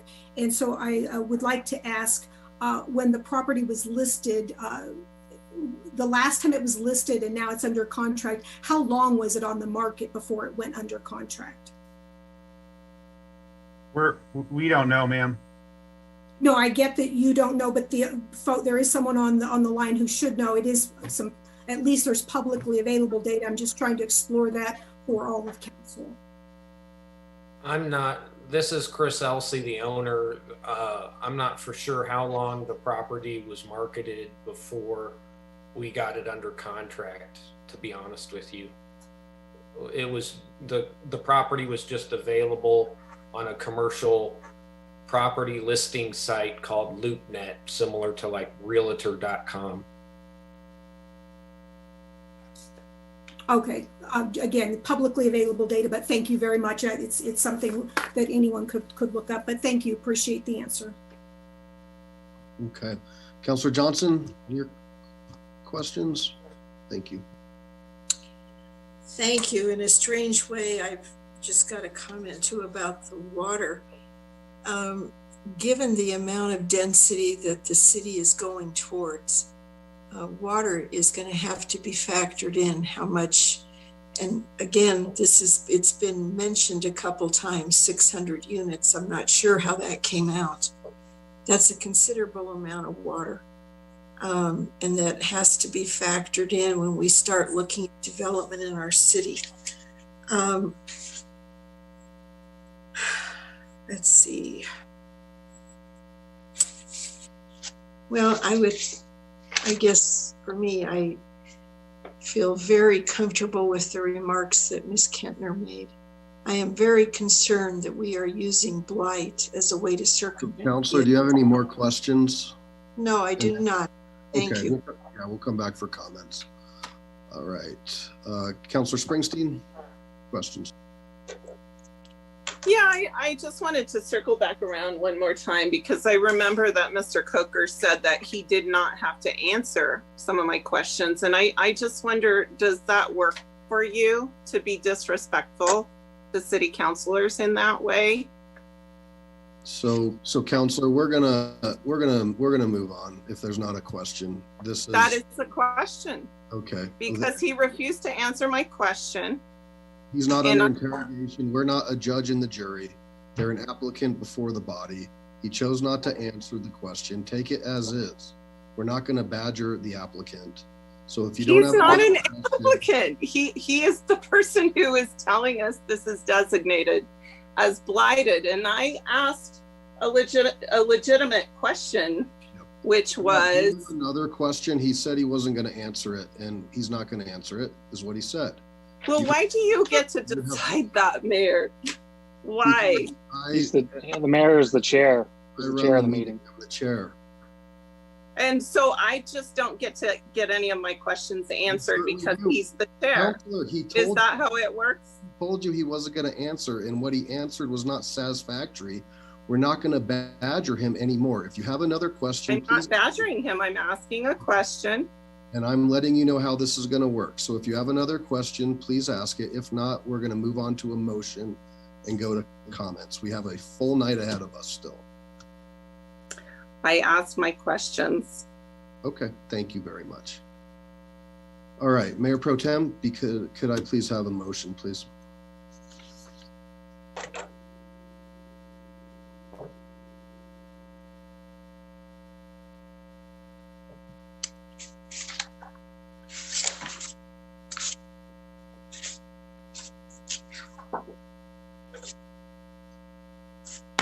I move for the adoption of Resolution 2021-13.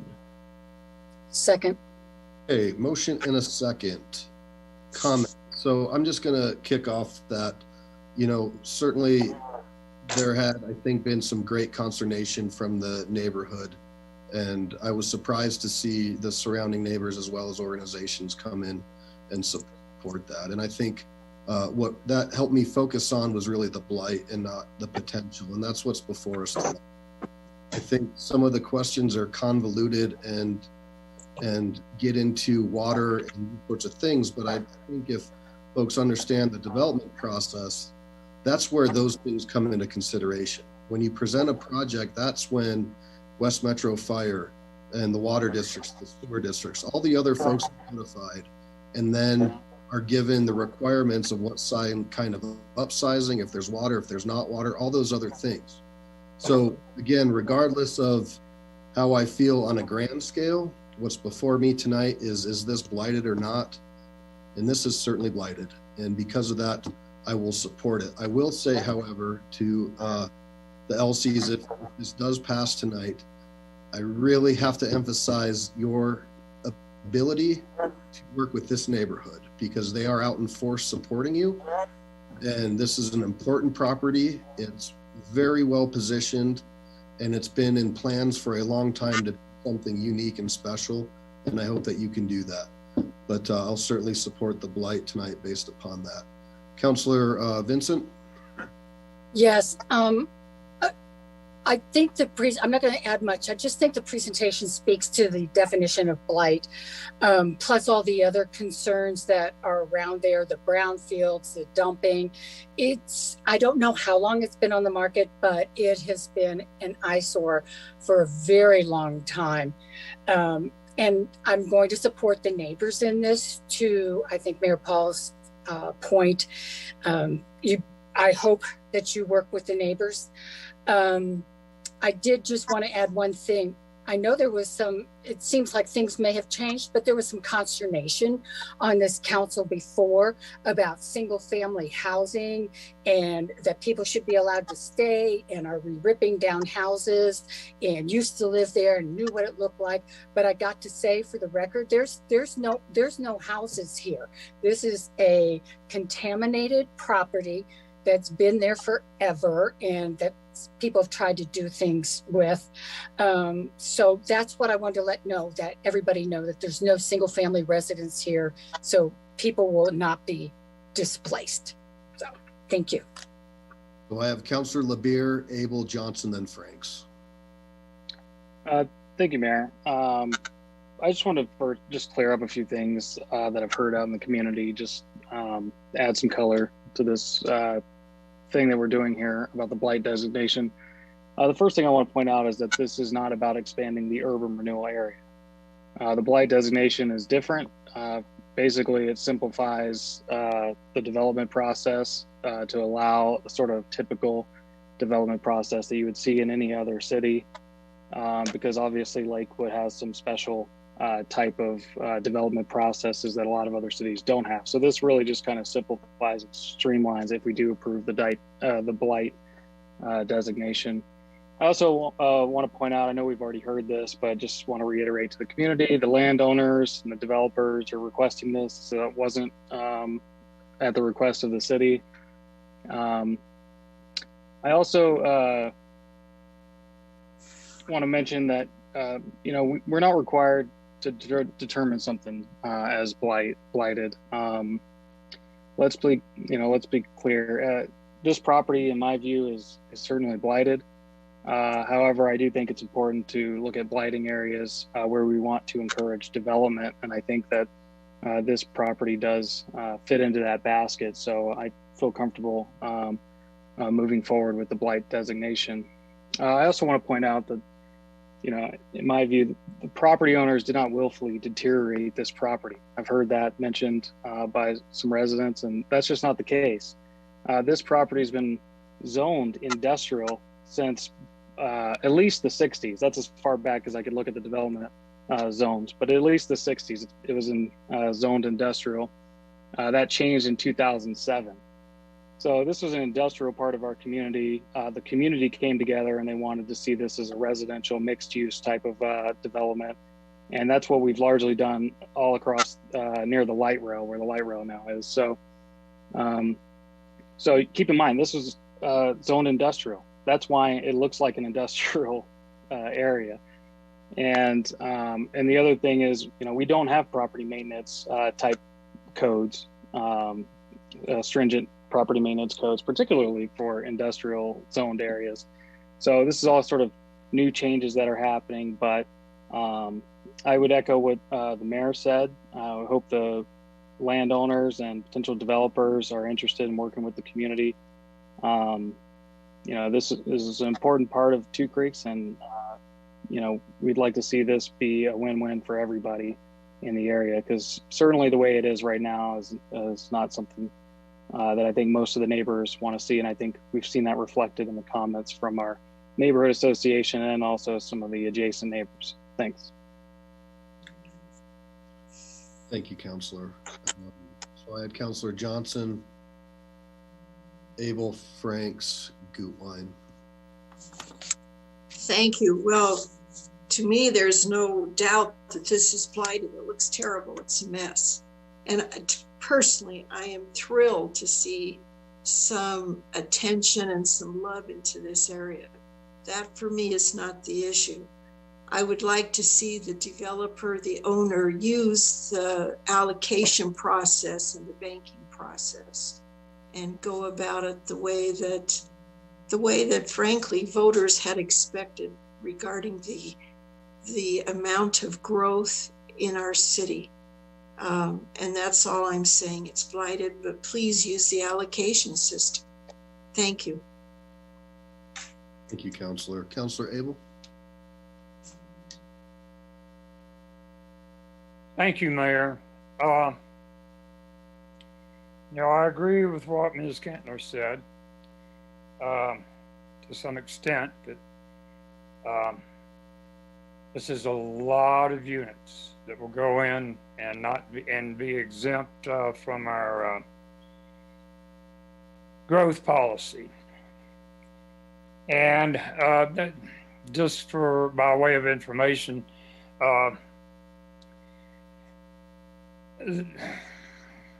the owner called me, Mr. Elsie called me a week or 10 days ago. And I asked why he didn't go through the SGI prescribed process. And he said that he was concerned about the time, and the development assistant team suggested this method of proceeding in order to save time. That said, and everyone knows I am a big supporter of the growth initiative because our community told us what they want. However, this property is blighted from one end to the other, and I'm afraid it's blighted deep into the soil.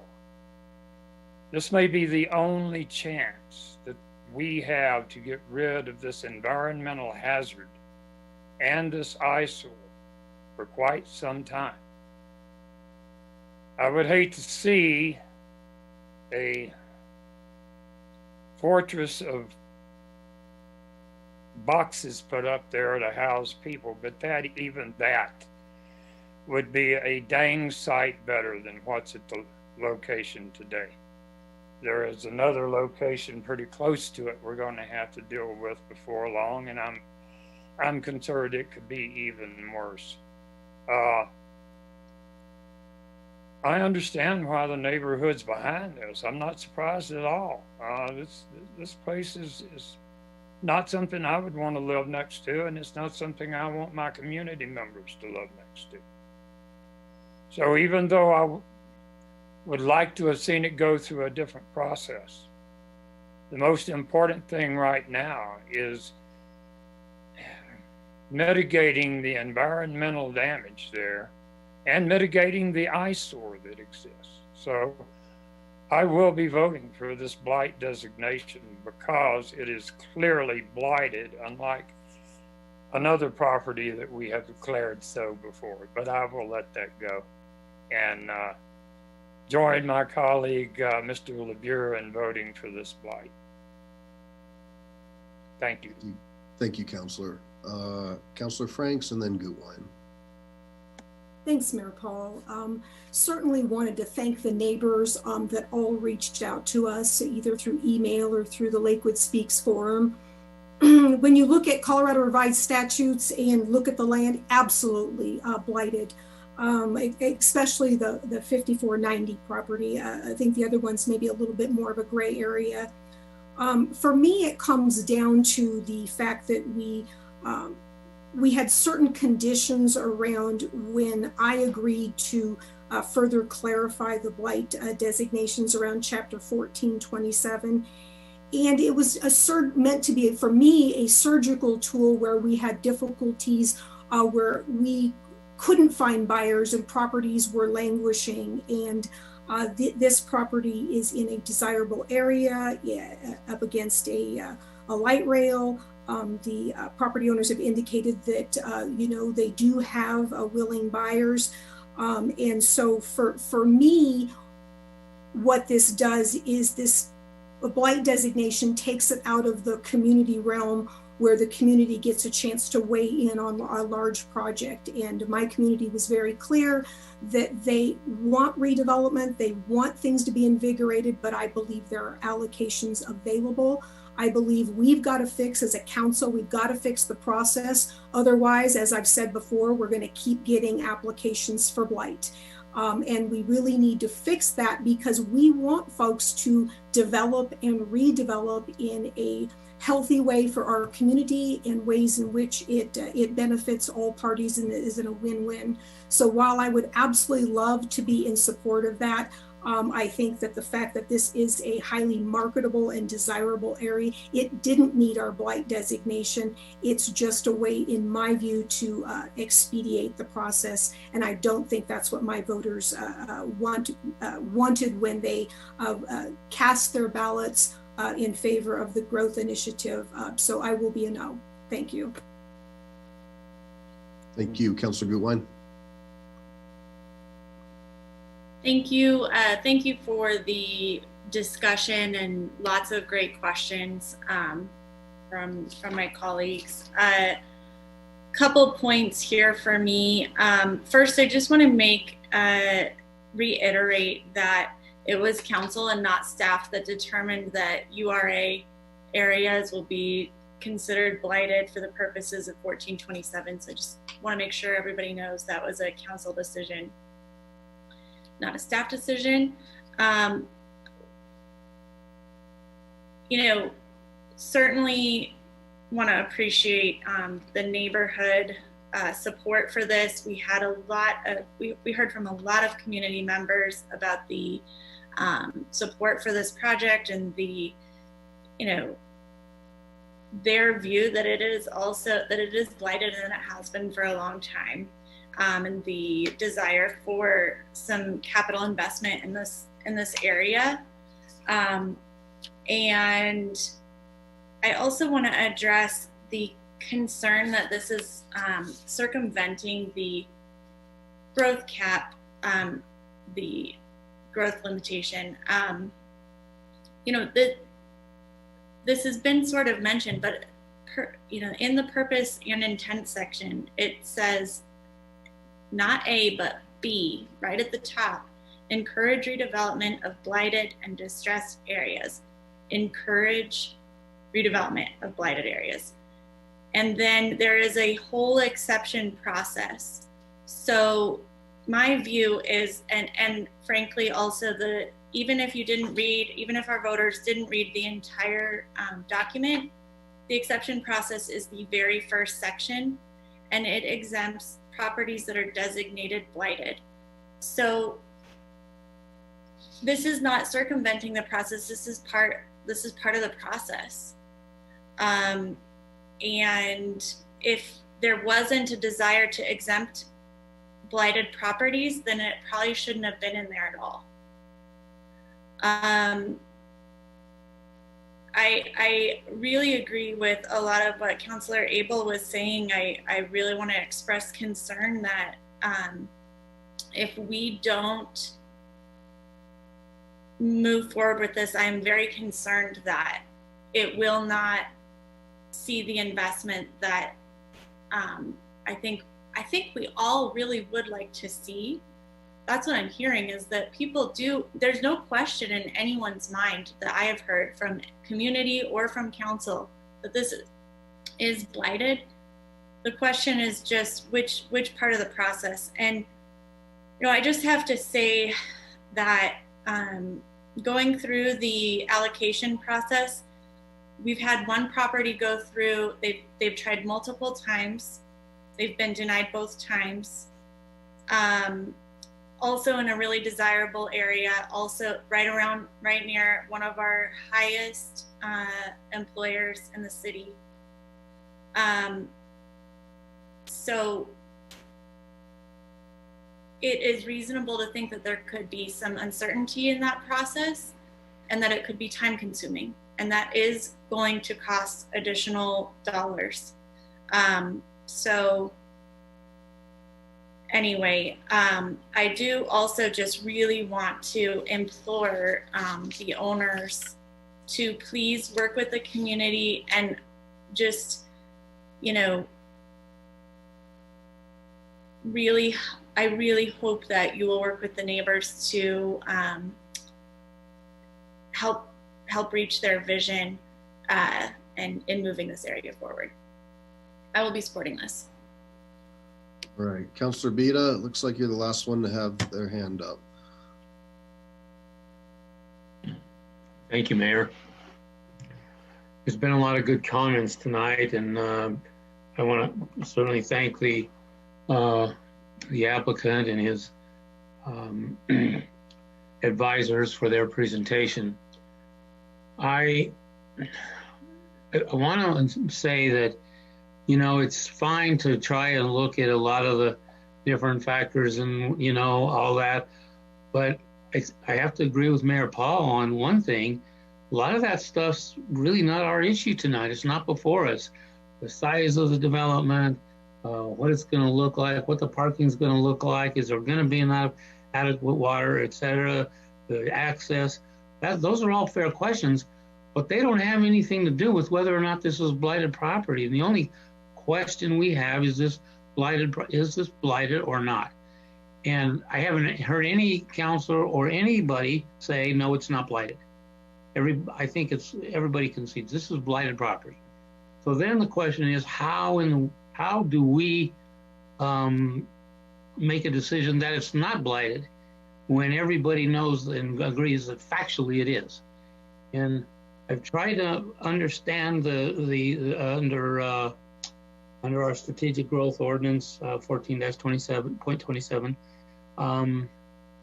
and it talks about blighted. It encourages development in blighted. There's been several comments to that effect. That is right.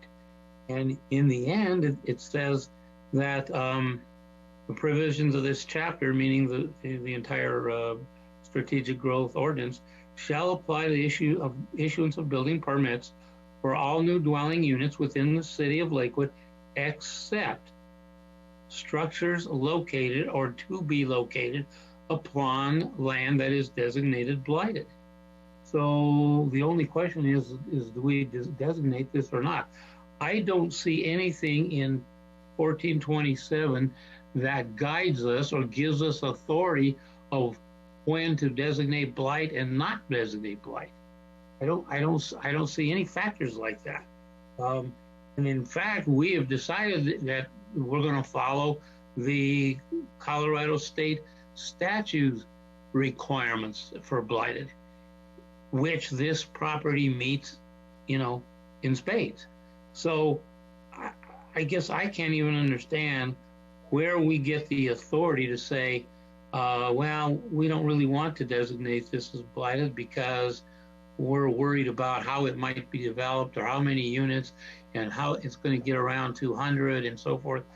Well, here's the thing. I mean, the ordinance is clear. If that was a concern of the people, then it should be stated in the ordinance. And I want to make another point because I think this is critical. We want to talk about what was the intent here. What is the intent? What did the people want? Okay, let's talk about that. You know, from a legal standpoint, the intent is irrelevant. When you have an ordinance like this is the law. This is the law of the land. If it is clear what it says, the intent doesn't matter. And I don't see this as being ambiguous. And so I really question whether we even have any business getting into the intent of the people. The people's intent is stated right here in the ordinance. That's the final statement of their intent. If you start going beyond that and saying, well, here's the intent of the people, now how many people voted for this thing? I'm going to guess somewhere around some 20,000 different people in this city voted for this ordinance. So we're going to go to, you start talking about intent, we're going to have to get the intent of every one of them. And I'll bet you there's a lot of different intents on this. So to say, you know, let's talk about intent, I think that's a fool's errand. I think that's a rabbit hole you do not want to go down to. And I don't think legally we even can or should. So in summary, I'm saying this is clear. The ordinance does allow us to make designate blighted property. That's our authority as city council. We have that authority under law, and there's nothing in the ordinance that says we have to do it different if we're dealing with a strategic growth issue here. So I just can't see any way to say no to this application. I agree with Councilor Abel. There are some other factors that make it rather compelling, and so I will be voting in favor of it tonight. That's all. Thank you. Thank you, Councilor Bita. So I have Mayor Pro Tem Skilling, Councilor Springsteen, and then it looks like a second round with Councilor Franks. Okay.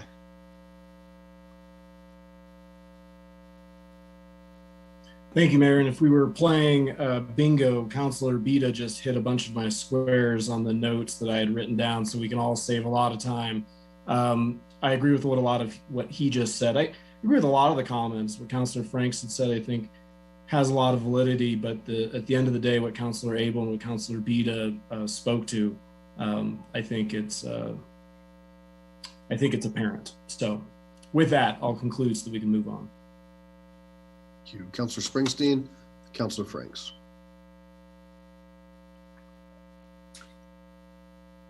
Well, I'm disappointed to hear some of the comments. You can designate anything as blighted. I mean, you just can. Mr. Coker always agrees with whoever hires him that something is blighted.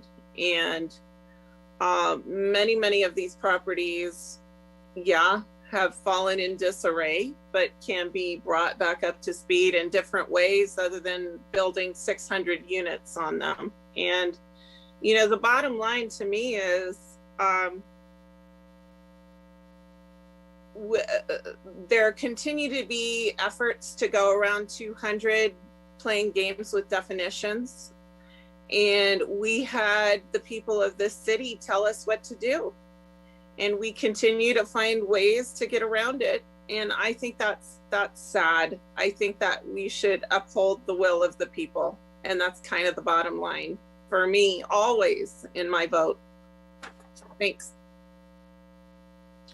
Councilor Franks. Well, I am sorry to belabor this point, but I guess I'm a process person. Everyone who's on council knows that I'm a project manager, and I am under the understanding, reading all the documents, that we have two different findings, one based on Colorado revised statutes and one based on our resolution 2020-24. And I guess I'm hearing from others that that doesn't apply. And so I want to be really clear before I make my determination. Now, I'm under the impression that it's both Colorado revised statutes meeting those designations for blight and the 4 findings that were listed under resolution 2020-24. So is there anyone who can kind of help clarify that for me? Because again, if those don't apply, I certainly agree the property's blighted from a CRS perspective. But my understanding was that I had additional 4 criteria that were all strung together with an and statement that apply to 1427. Can anyone clarify that for me before we vote? So thank you for that. Ms. McKinney Brown turned her screen on, so I'm assuming that she would like to maybe take a stab at that. That'd be great, thanks. Thank you, Council Member, for the question. There are standards that the City Council must review before making a determination as to whether or not blight applies. And the report that was brought forth to you tonight reviews the initial ones that are under 3125-103, which you've just mentioned. Additionally, pursuant to Resolution 2020-24, there must be a finding that the following 4 conditions support designating the property as blighting for purposes of Chapter 1427. So this is different than urban renewal blighting. First, the length of time a property has been vacant or deteriorated. Second, the reasons for the vacant or deteriorated condition of the property. Third, the condition of the neighborhood surrounding the property. And fourth, the marketability of the property. And then there's a 5th thing that comes out of Resolution 2024, and it's a finding that the property owners have not failed to reasonably care for their property or keep it safe and secure. So the comments that went along with that 5th finding that I was able to read the minutes was a concern that people would race out and start tearing their property up so that they could claim that it was blighted. So basically, that needs to be decided as well. So Resolution 2024 does create those additional standards in addition to the CRS 3125-103 standards.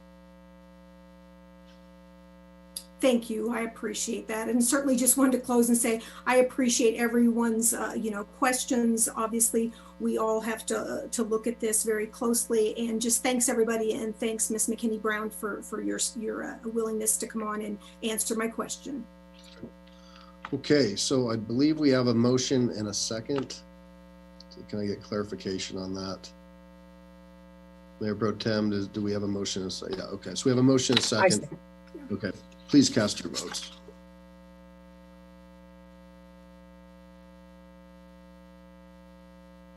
And that passes 8 ayes, 3 nays, the nays being Johnson, Springsteen, and Franks.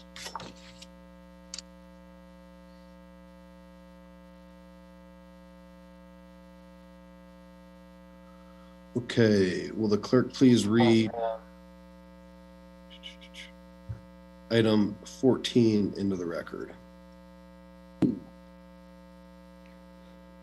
Item 14, Ordinance O-2021-6, authorizing supplemental budget appropriations to the 2021 City of Lakewood annual budget in the amounts of $135,000 and $20,000, and authorizing the expenditure of grant funds from the Denver Regional Council of Governments to provide transportation services through the Lakewood Rides program. All right, I'll now open the public hearing on Ordinance 21-6. And with that, we'll go to public comment. And I would just also encourage the community to keep their comments focused on this. Listen, I know folks are fired up tonight, and it's a terrible night. I just saw that we've lost 10 people now in Boulder, and that's a horrific tragedy for so many. And I would just encourage us in the spirit of that to keep that in mind, and let's just try to get through this and at least honor those folks with some respect and decency tonight. So with that, Mr. Clerk, if you please go ahead and start. We'll do 3 minutes. I'll let you know when their 30 seconds is up. And I need to stress that this has to do with the supplemental appropriation to the 2021 City of Lakewood annual budget. First caller, a Mr. McGrowan. Good evening, Mr. McGrowan. If you please give us your name and address, we'll start your 3 minutes. Yeah, my name is Pat McGrowan, and my message to you is happy, happy, happy fuck the cops day. It's every day of the week. Okay. This is how we keep you fuckers away. Do you have any comments on ordinance 2021-6? Oh, Ray, would you like me to sing it again? Do you have any comments on 2021? We have general public comment where you can talk about whatever you want. Okay, okay. I'll then put me back on hold. I'll sing again during general comments then, okay? Okay, so, fuck you, Karen. Okay. All right, Mr. Rome. 33. Oh, sorry, Mayor. 3317.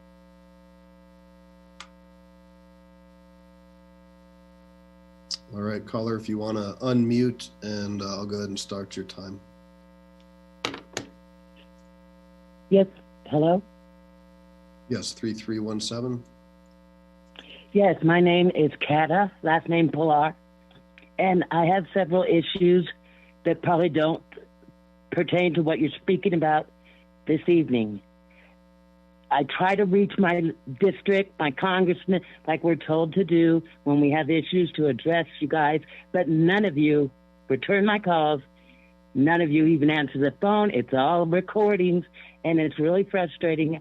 I have lived in Lakewood for 10 years now, and I'll keep trying to get a hold of whoever I have to get a hold of, because I have some serious issues with the city water where I live, where I'm sending my payment to, because I don't know. It doesn't go to a utility company. So I don't know. I can't reach my landlord or the owner of the property. At any rate. Do you have any comments? And we can get you our contact information.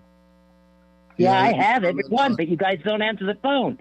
Okay, I'll end this with one thing. If each one of you could reach deep into your heart and show a little more compassion, instead of bitching about too many cars and nowhere to park and pay driveways that aren't paved properly. Think about the crisis with our homeless. I live behind the Sears building that's been abandoned for 3 years now. The whole entire mall, except for Lowe's, is empty. And all I see is people sleeping there because they're homeless, because of a pandemic and a crisis.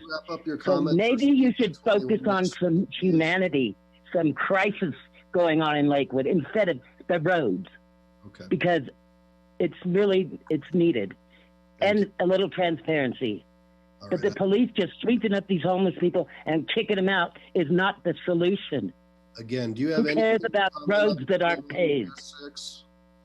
I pay a whole bunch of money to live in this city. Thank you, Mr. Rowe. And I sick of people. Please. Thank you.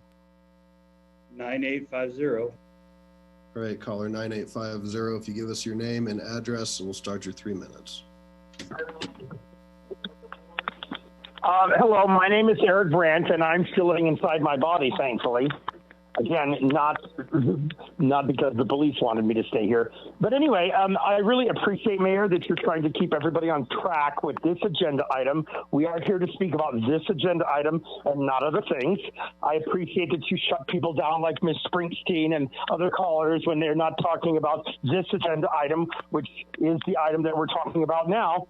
And with that in mind, I'd like you to lead by example. And while the events in Boulder may have been tragic, that's not the agenda. And you should be focusing on this meeting and not on your news feed. So why don't you shut the fuck up and start acting like a leader? Lead by example, bitch. Oh, and happy fuck the cops day. Okay. Again. Mr. Rome, next, please. 1742. All right, caller 1742, again, ordinance 21-6, please. 1742, press *6 to unmute. Hello? Hello? Yes. Give us your name and address. I wanted to talk about the water line, and if there's been any environmental studies on the street, and if there's any, I don't know if there's game and fish or anything that might. So this isn't that agenda item. Do you wish to speak on authorizing supplemental appropriations? Yes, I'd like to speak about the cars that were parked along the side of the street. The other day, there was a gentleman sitting in there, and next thing I know, he's singing, "Happy, happy, fuck the cops day. It's every day of the week." You don't have anything to comment on 21-6? Thank you, Mr. Rome. We're good. No other callers. All right, thank you. Mayor Pro Tem Skilling, could I get a motion on ordinance 21-6, please? I move for the adoption of ordinance 2021-6 on second and final reading. Second. All right, we have a motion and a second. Please cast your votes.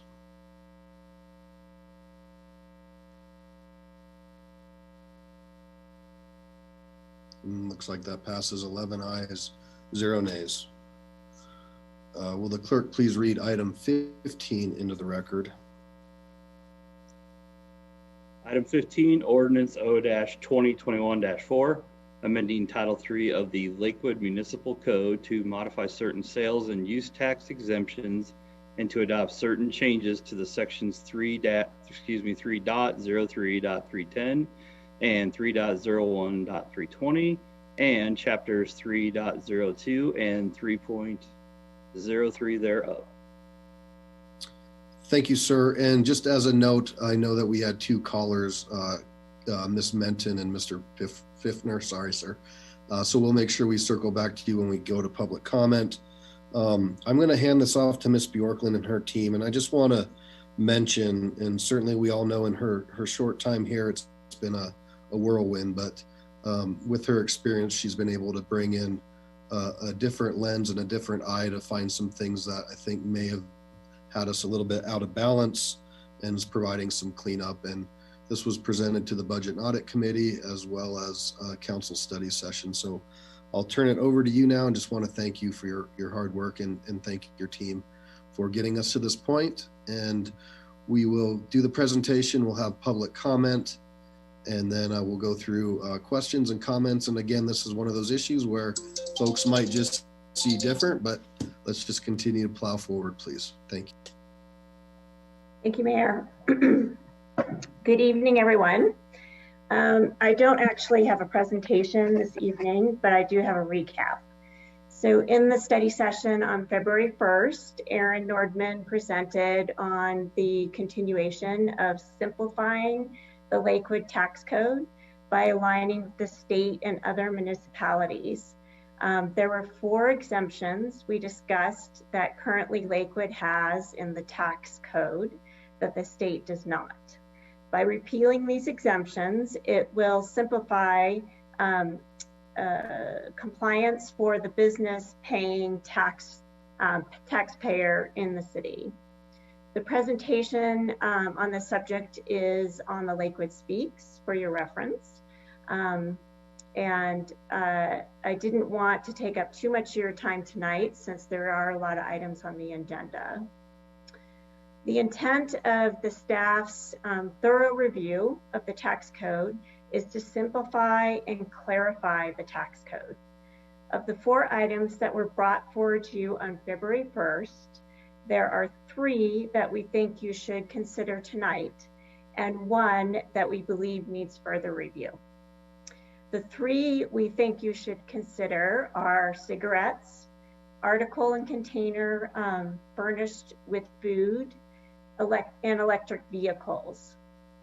These proposed changes in combination are anticipated to have an incidental effect of increasing the city's total revenue by a de minimis amount of less than 0.3%. The one item that we believe should have further staff review is repealing the automatic exemption allowed for the governmental institutions, nonprofits, or religious institutions to pass their tax exemptions on to their contractors. As the staff has started to work with the new city attorney, Allison McKinney Brown, we identified that we would like to work further on the language for the ordinance to reflect more effectively the changes to the code for this item. I recommend that you hold off on making a decision on this item until we have had time to work on that language. Medical supplies was also discussed and taken off the list because the state is working on making changes on that item. There are also administrative changes that were identified in the materials provided. Aaron Nordman, Nicole Stair, and I are available to answer questions during the discussion. Mr. Rome, I don't know if you want to add them on at this point, but I will turn it over to the mayor to address any questions. Great. So we're gonna open the public hearing and go to public comment. Just for clarification though, for council to think about this, we will need, if council so chooses to go forward with the recommendations, we will need an amended motion to pull out the section related to the pass-through. Is that accurate? Okay. So just keep that in mind if we do. So we'll need to get a consensus around that. And with that, we will go to public comment. Again, 3 minutes, and I'll let you know 30 seconds. Again, this is ordinance 2021-4. Mr. Piffner and Ms. Menton were in line. However, I don't recall that. Mr. Rome will just start and see where we go. 8845, which I believe is the first. All right, caller 8845, if you are unmuted, give us your name and address. We'll start your 3 minutes. This is Diane Duffy. I'm in Ward 1, and I work with these regulations on a daily basis. I'm a tax person, and I do want to commend the staff for bringing these definitions and bringing these things into conformity. It's very difficult for business when the city has different regulations and different definitions than the state does. And I really appreciate your work on this. I hope the council approves this, and I hope you go even further and find more conformity and can make the regulations easier for business to comply with. Thank you. Great, thank you very much. Next, Mr. Rome. Mr. McGrowan. All right, good evening, Mr. McGrowan. We'll go ahead and start your 3 minutes. Just a reminder, this is on ordinance 2021-4. A is for asshole, B is for bitch, C is for cunt, D is for dick, E is for embodiment. That's a new one, isn't that? A different word that we haven't used today. Do you have any comments on this ordinance? No, I know. We were talking about blighted earlier on. I just want everyone to take a look at Karen and realize that she's blighted. So I'm going to ask you just not to make personal attacks. Okay, Adam Paul. Thank you for your time. Okay, thank you. All right, Mr. Rome, next, please. 3924.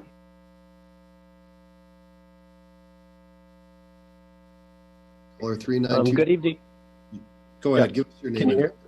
Yep. Okay, my name is Brian Foydick, and I live in Denver, but I'm testifying today on behalf of the National Association of Tobacco Outlets, a retail trade association that represents over 60,000 stores, including members in Lakewood. Testifying today in opposition to item 15, ordinance 2021-4, that would specifically the portion that would eliminate the sales and use tax exemption for cigarettes. Not only did the legislature and Colorado voters just approve new increased cigarette taxes that took effect January 1st, but we encourage you to consider the impact that coronavirus has already had on our Lakewood members, most of whom are convenience stores, gas stations, and other retailers that were deemed essential businesses by both the state of Colorado and the federal government. Our convenience store members have suffered losses of 45% in gasoline sales and 20% or more in lost in-store sales. This tax increase would increase local taxes by 22 cents per pack or $2.20 per carton. Local retailers won't just lose revenue by losing adult customers to save money by buying cigarettes outside Lakewood, but market research demonstrates that many of these consumers won't just leave Lakewood to purchase cigarettes, but also to fill up their car with gas and buy food, beverages, and household items. For these items, we oppose elimination of the sales tax exemption for cigarettes. Thank you. Thank you. And Ms. Room, before you call on the next one, Mr. Piffner or Ms. Menton, if you are in the queue still, if you can press *9, that'll let you raise your hand. There's one. Okay.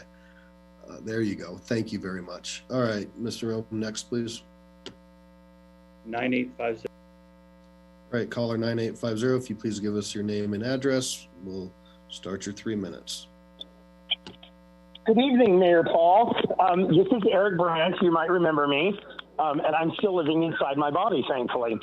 So when you're considering this tax proposal here, I'd like you to consider these businesses that have been hard impacted by COVID, but I'd also like you to consider how your police department has been impacted by COVID and what role they can play in helping to prevent the spread of the COVID pandemic while at the same time generating revenue for the city. It's my understanding that Lakewood far surpasses any other municipality in the filing of bogus domestic violence charges in order to force the jail to accept their inmates. You remember, you've communicated with the sheriff and berated him for not taking more of your inmates. So what you could do instead is, instead of encouraging police brutality and all these bogus arrests and overcrowding our jail, which is essentially a cesspool of COVID infection, and besides the fact that it's just generally uncivil to put handcuffs on people, why don't you install some quotas for the police to issue more citations for other bogus charges like jaywalking and traffic offenses? And this way you can be more civil about how the police abuse the people. They get their little sexual release that they generally get from beating people to the ground, and the city can generate revenue without impacting these poor innocent businesses. That's my comment. Please consider that useful opportunity to take advantage of your police officers for some good revenue, and have a happy Fuck the Cops Day. Mr. Rome, next, please. 0184. All right, caller 0184, if you press *6, we'll get your 3 minutes going, and I'll let you know when you have 30 seconds left.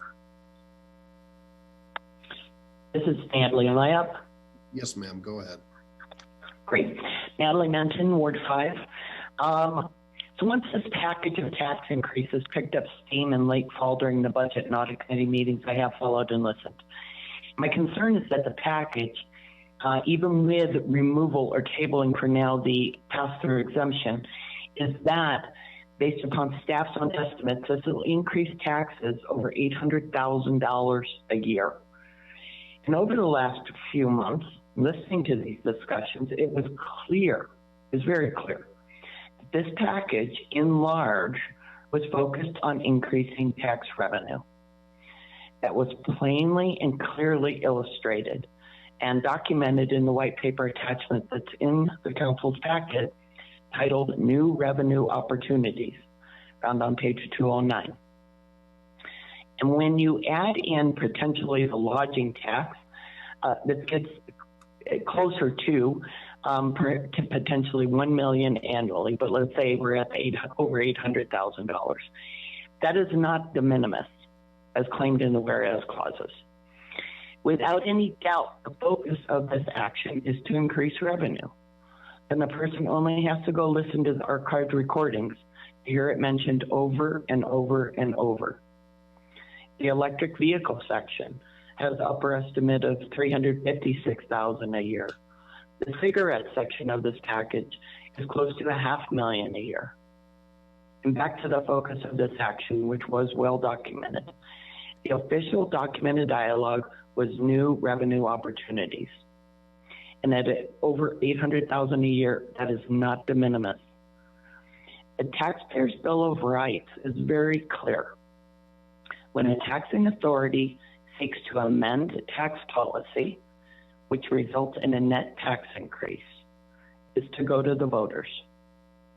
These action items that are mentioned, that are before you, do increase taxes. It's spelled out clearly in the white paper and the attached PowerPoint presentation. This should be going to the voters. And I don't know how anyone with a straight face can say that it's de minimis when these documented discussions have been laid out over the last few months. 30 seconds. That's it. I think it should be tabled. It's good to, at least the pass-through is tabled, but all of this should be put forward to the voters. Council should stand by the oath they took when they were sworn in to uphold and stand by the Colorado Constitution and let the voters decide. Thank you.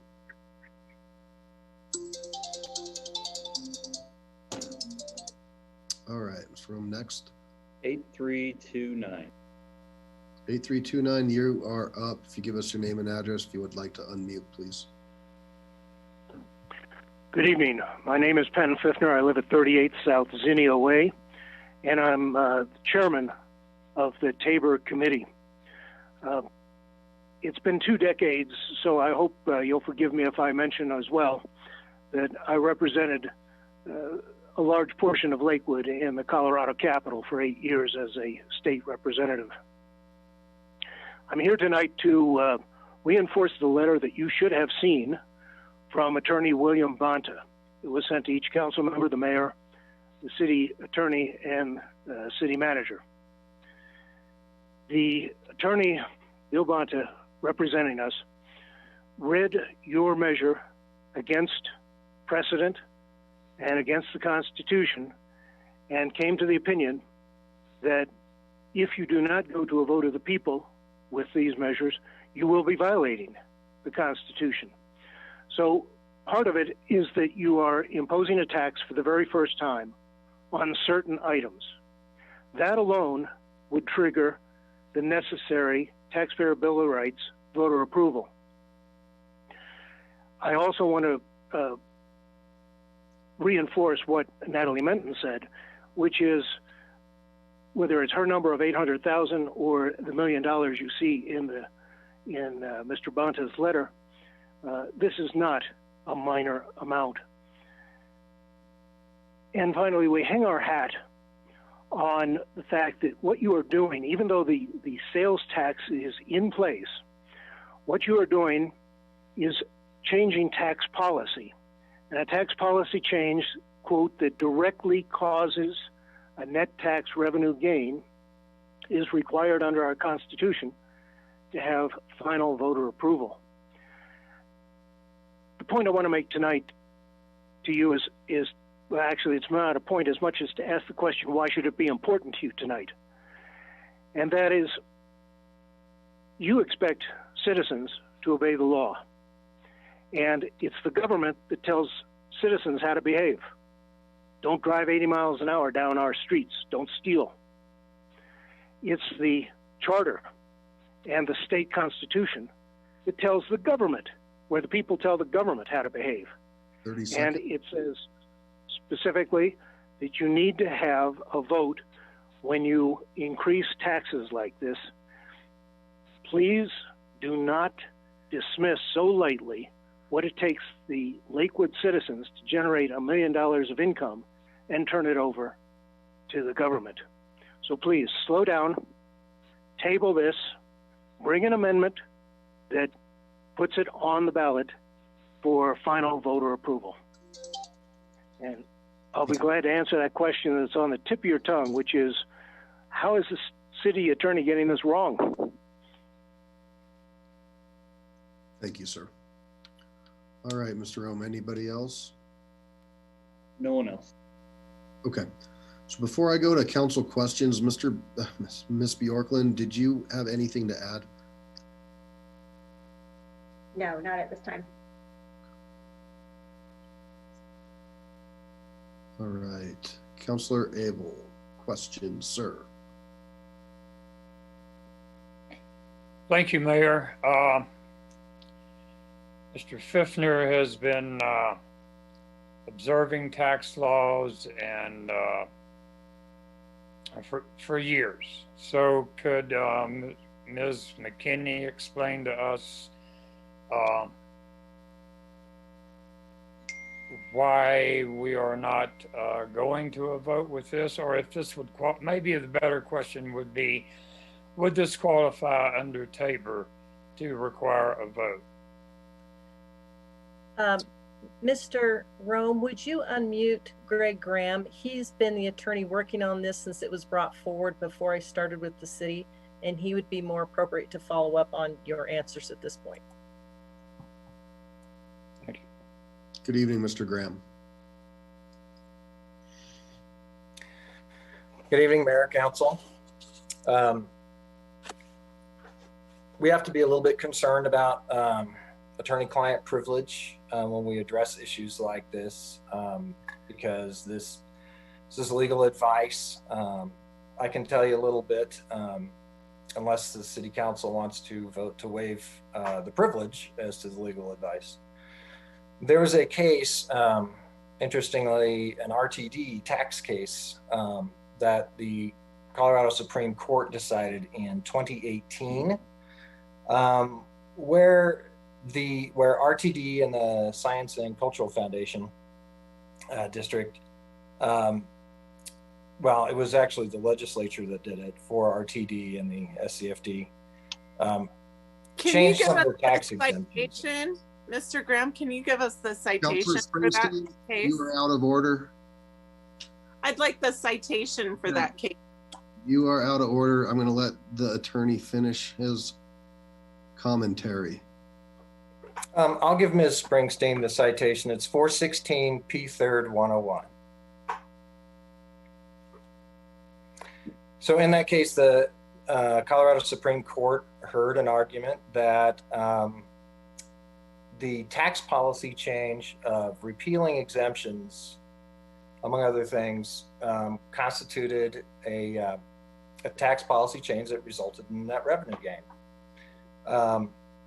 In that case, the Supreme Court held that when the tax policy change is for the purpose of consistency with the state, excuse me, some of the exemptions that they repealed were inconsistent with how the state did its taxation, and it easing administrative burdens when it causes only a de minimis increase in revenue, an election is not required. And CML put out a publication also in 2018, basically with that assessment, saying that if the purpose of your administrative change is to ease administrative burdens, be more consistent in your collection, and the amount of net revenue gain is de minimis, then a vote is not required. I would note that in the RTD case, the RTD received approximately $2.7 million in additional revenue as a result of that change, which amounted to 0.6% increase in its annual budget. I believe Ms. Bjorklund said the changes that are being proposed this evening would increase the budget by 0.3%. So that's basically where we stand. Councilor Abel, yes, sir. The floor is yours. Yes, thank you. So it doesn't meet the Tabor requirement of 1.5 times the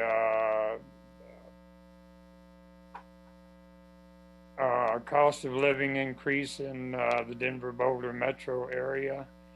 So then is there a new tax? Are we instituting a new tax on anything? Well, all the three items that are currently being considered, there are really four as it's set up in the tax code, but they fit into three categories. Those items are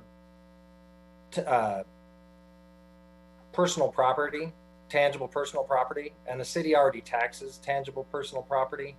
The Court of Appeals in the case, in the same RTD case, addressed that a little bit as well. But the ultimate decision by the Supreme Court was what I said: de minimis incidental tax increase for the purpose of aligning everything with the state, cleaning it up, easing burdens on administrative matters. That's what the court found. Is there a new tax? Is there anything that will be taxed if we approve this that is not currently taxed? Well, the analysis is it tangible personal property? And Lakewood taxes tangible personal property. Now, the question of whether it's whether an exemption on a tangible personal property on tax on tangible personal property constitutes a new tax wasn't really addressed in the Supreme Court case. But I will tell you that the items that were repealed, or the exemptions, tax exemptions that were repealed in the RTD case, my understanding is they weren't previously taxed. Well, I'm sorry, they were tangible personal property, but because of the exemption, they were exempt from taxation until that point, which is similar to what we're doing here. Okay, thank you. I guess the answer there is perhaps. Thank you. Thank you. Other questions? Councillor Johnson. Thank you, Greg.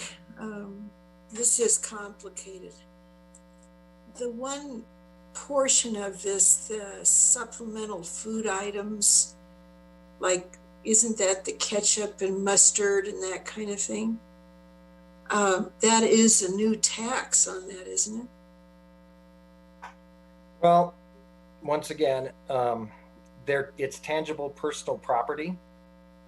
So the city taxes tangible personal property. Our code says that all tangible personal property is taxed unless it's exempted.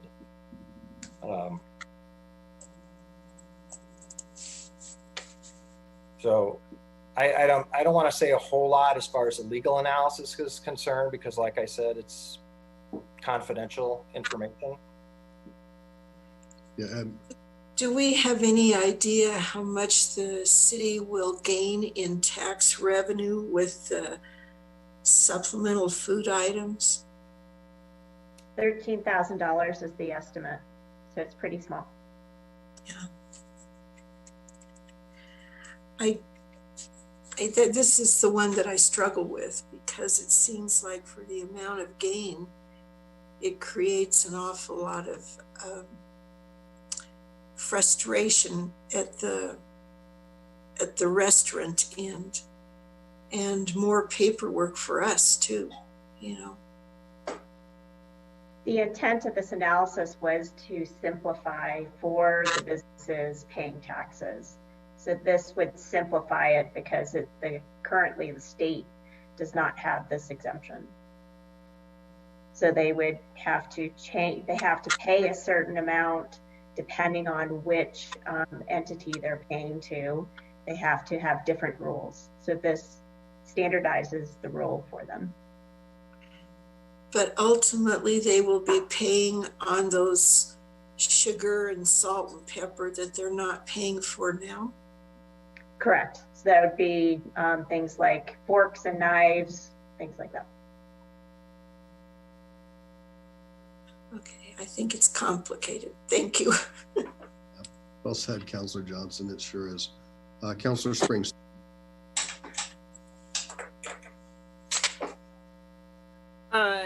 So, Mr. Graham, I'm trying to sort of look through the case that you cited, and so I may have missed some of the things you said because of that. But one of the things it says is that laws that cause only de minimis and incidental revenue increases are generally okay, but that hasn't specifically been decided what de minimis consists of. Am I understanding that right, Mr. Graham?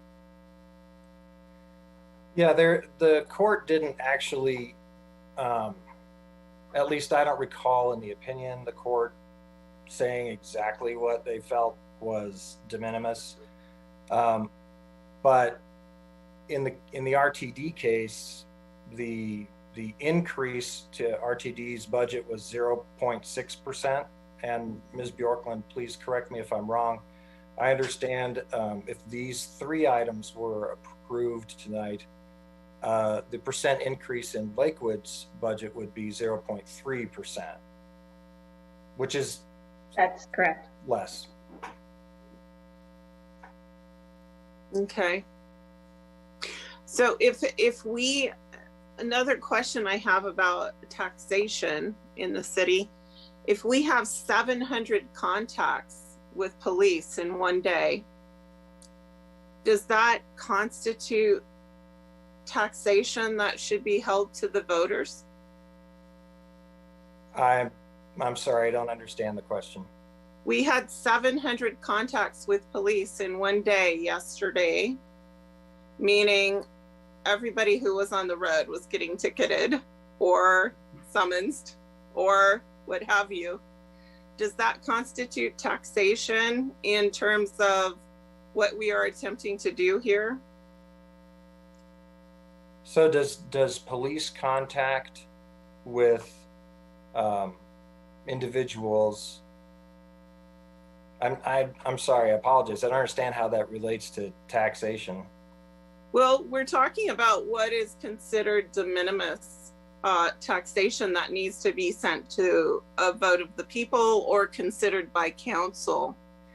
And I was informed that in one day, we had 700 contacts yesterday.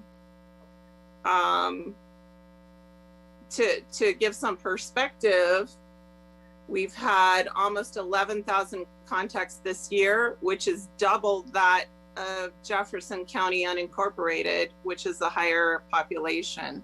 So I'm just wondering if we're talking about taxation and what needs to be sent to the voters, is that one of those issues that is falls into the category of de minimis? I apologize, Councilmember Springsteen. That's not a question I can answer. Okay. All right. Well, thank you. Okay, Counselor, are there other questions? And there was a request to take a quick a break, but are there any other questions? And then before, just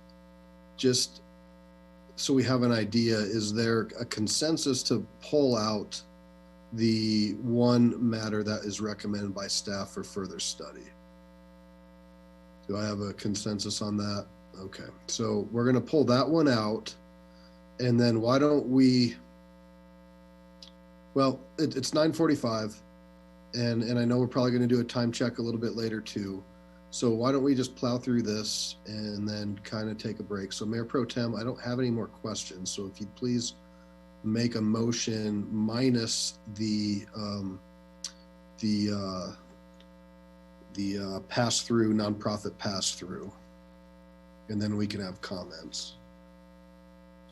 Do you want me to read? Well, there's 2 ways I can do it. I can read in the ordinance, and then we can amend it and take out the pass-through, or I could read it as just taking out the pass-through if that nomenclature is acceptable, if I can just say taking out the pass-through, however you'd like to do it.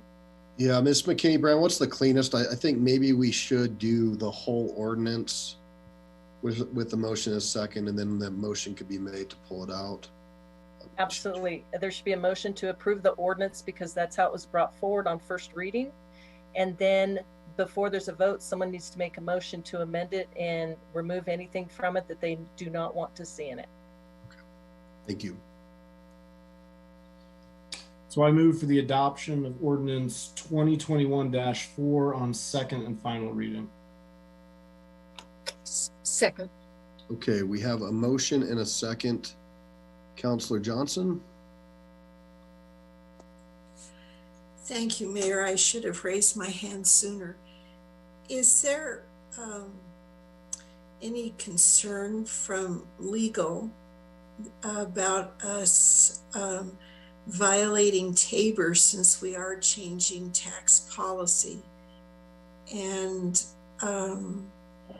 could that find us in a position of having a lawsuit? Thank you. Thank you, Counselor. Councilmember Johnson, as you know, this project started before I got here. I came in the middle, so I'm letting this play out as it plays out. As we do the research, what anybody who stays up to date on Tabor law knows is that Tabor law is really being it is being interpreted by the Colorado Supreme Court, and the Colorado Supreme Court gave us another case in 2018. So where we're standing right now is the most recent case says that if this is to fix administrative issues and results in a de minimis increase, which with the size of the Lakewood budget, this is a really small increase, that it seems to comply with the way the Colorado Supreme Court recently interpreted Tabor. However, one of the things that I warn people, every time you take any action, you can always be sued. You can always be sued. And so in this particular case, we are reading the most recent case law from the Colorado Supreme Court to the best of our ability. And again, we're just going to, every time a Tabor issue comes up, we have to have the court come back one more time and tell us, is this what they meant the last time? Is this what they meant the next time? So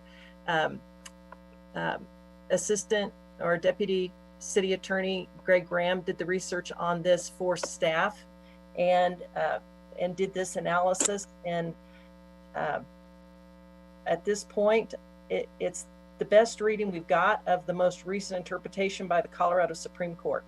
Again, the answer is, can we be sued? We can always be sued, but we just have to figure it out step by step. If this is an administrative change that's critical for the city, it's administrative. Thank you. Okay, Mayor Pro Tem, let's see here. Would you make a motion to amend out Ms.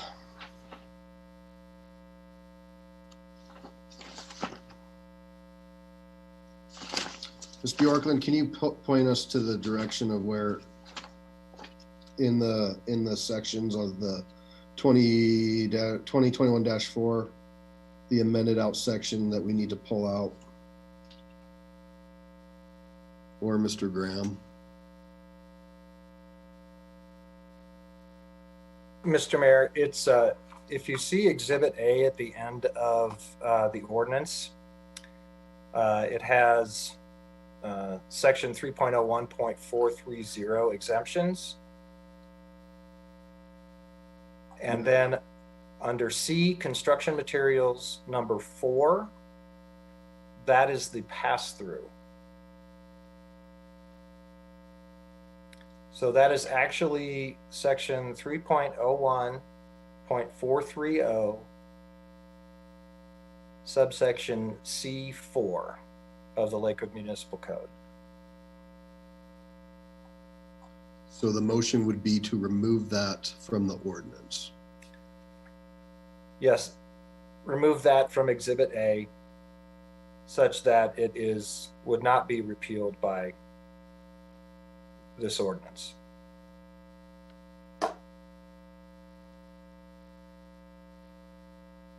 Yes, I agree with that. Thank you. I'm just making sure the Mayor Pro Tem, I always make him do the heavy lifting on these things. No, I got it. All right. So I move to amend 2021-4 to remove from Exhibit A section 3.01.430 subsection C4 so that that section is not repealed. I'll second. So there's a motion and a second on the amendment. Are there any questions or comments? Okay. Mayor Pro Tem, will you now make a motion to approve as amended? 1 second. Oh, cast your votes on the amendment. Thank you.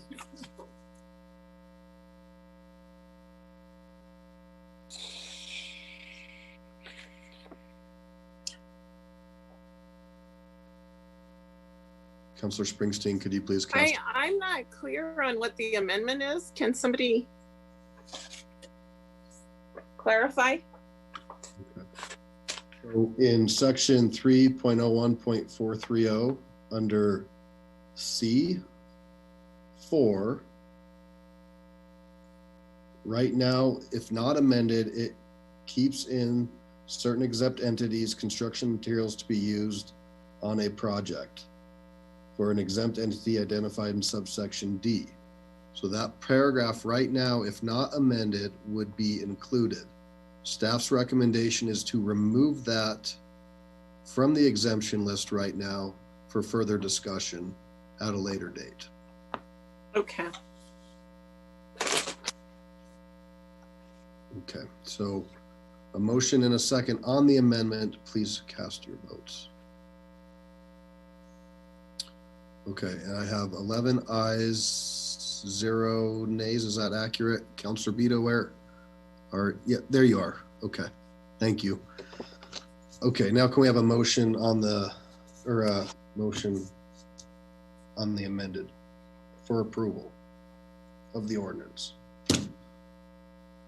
I move for the adoption of ordinance 2021-4 as amended. Second. Motion and a second. Councilor Bita, comment. Thank you, Mayor. I just want to say thank you to Mr. Graham and to Ms. McKinney Brown for their excellent explanation on the Tabor and tax aspects of these provisions. I thought they were very good, and I'm quite comfortable with their explanation and going forward with this as it is presented. So I will be voting in favor of it. Oh, one other thing I want to say, you know, we dealt with this with the Budget and Audit Committee, and before and after we dealt with this, we had a lot of comment. I had a lot of comment from the community, the business community in particular, that were very appreciative of this. Something like the comment we heard earlier on it, and they're very appreciative of these changes because they do make their job easier in terms of complying with our tax code. So that's another reason why I'll be voting in favor of this. That's all. Thank you, Councilor. And I mentioned a little bit that this went through the committee, which you are chair of at the beginning, but thank you for further clarifying. Councilor Abel. Thank you, Mayor. I'm considering what our restaurants have been through. I'm reluctant to do anything that would even cost them $1 a piece more, but this is $13,000, and I would imagine they would save, and that's not even that 13 grand is not all paid by restaurants, but I would think they'd save more in paperwork and the process than this would cost them. So I'll be in favor of it. Thank you, Councilor. Anybody else? All right, so there's a motion and a second. Councilor Springsteen. Yeah, I mean, one of my concerns is just, as the speaker had said, the state had already raised taxes on cigarettes, and I, to some extent, you know, and I'm not a smoker myself, but to some extent, I feel like there's some punishment discriminatory sort of issue there going on. And so that's one concern I have about this is how much do we want to pile on people and businesses who depend on this kind of income. And so that would be just one comment I would have. Thanks. All right. Motion and second. Seeing no more comments, please cast your votes. And that passes 10 ayes, 1 nay, the nay being Councilor Springsteen. All right, folks, it's 10 o'clock. Can we take a 10-minute break and come back and we'll do the rezone and then we'll do a check-in with council. We still have two big items before us. So let's come back in 10 minutes and we'll tackle our next agenda item. Thank you.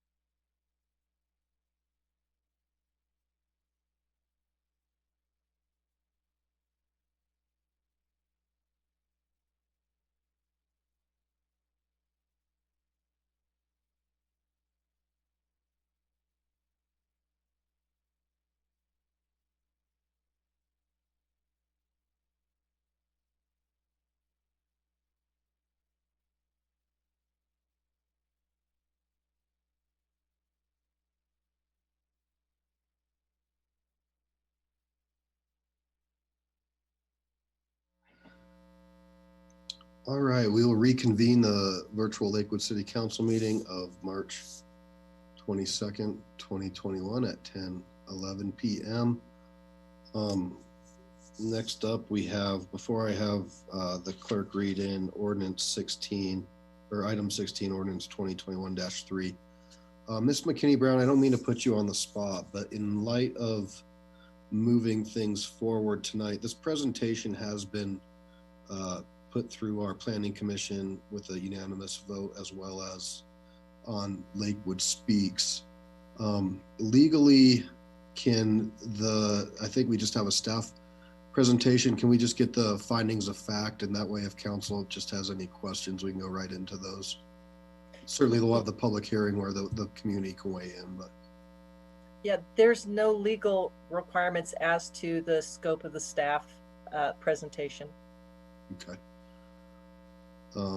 Council, considering that all this information is on Lakewood Speaks, is that okay if we go forward with that? I'll open the public hearing, go to public comment. We can just have the findings of fact from I think it's Miss Mueller tonight, maybe not. And then we can go in any kind of questions. Is that okay? All right. Mr. Rome, will you please read this item into the record? Item 16, ordinance O-2021-3 to rezone land located at 8600 and 8650 West Colfax Avenue, Lakewood, Colorado, 80215, County of Jefferson, State of Colorado. Thank you very much. And I would just acknowledge, if I would have paid more attention to my notes, we don't have a presentation for us tonight, but we do have Mr. Parker with us to answer any questions. So they were already thinking way ahead. All right, I'll now open the public hearing on this rezone. And Mr. Rome, is there anybody who wishes to speak? There are no hands up.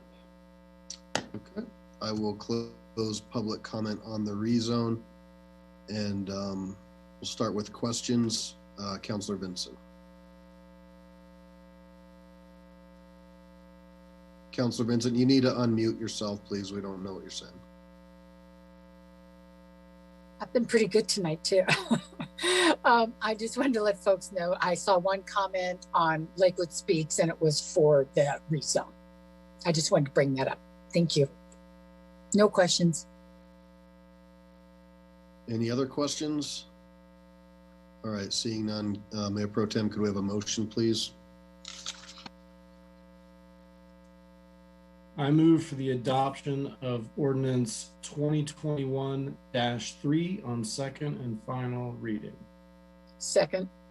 All right, motion is second. Any comments? So I just have one comment. This has been a long time coming and a long time business on West Colfax.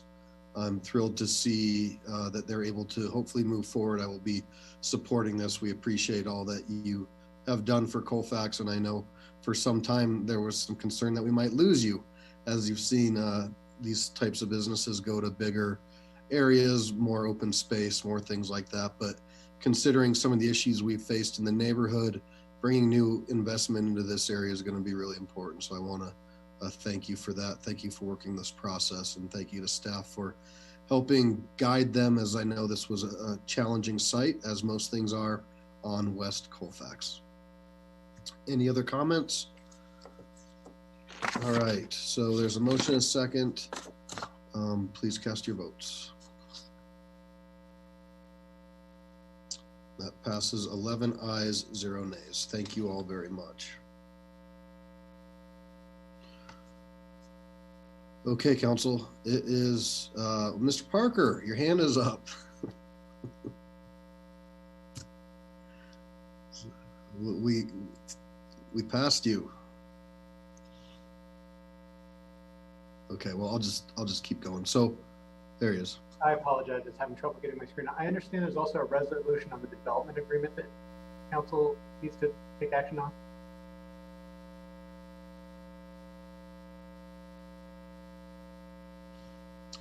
Is Ms. Pafford on here? She may be able to explain more. Pertaining to 2021-3?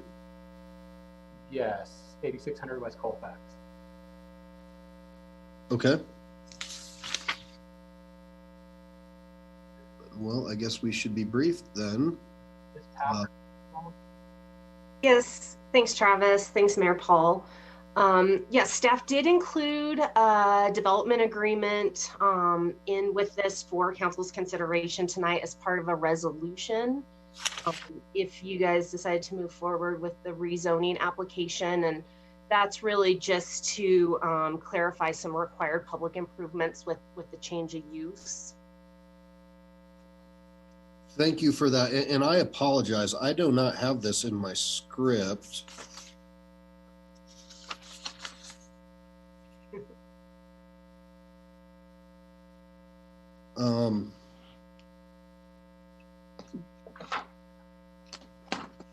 Mr. Mayor, Yes, ma'am.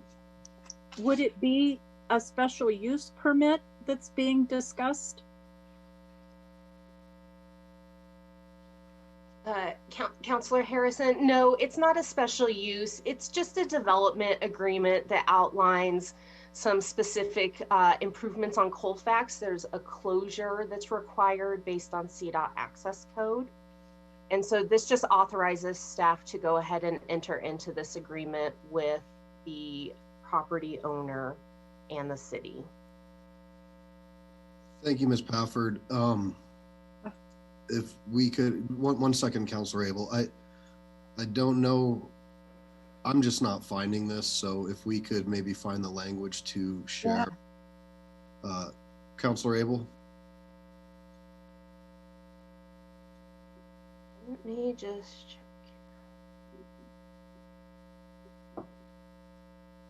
You're muted, Councilor Abel. I'm sorry, and those were wonderful words I opened with. This is not on our agenda, and because of that, I'm not sure we should even be addressing this resolution. Point of order, I just, you know. Certainly that could, perhaps it was a mistake. We had included it with our staff report and had intended the resolution to be something that council could consider if you guys approve the rezoning.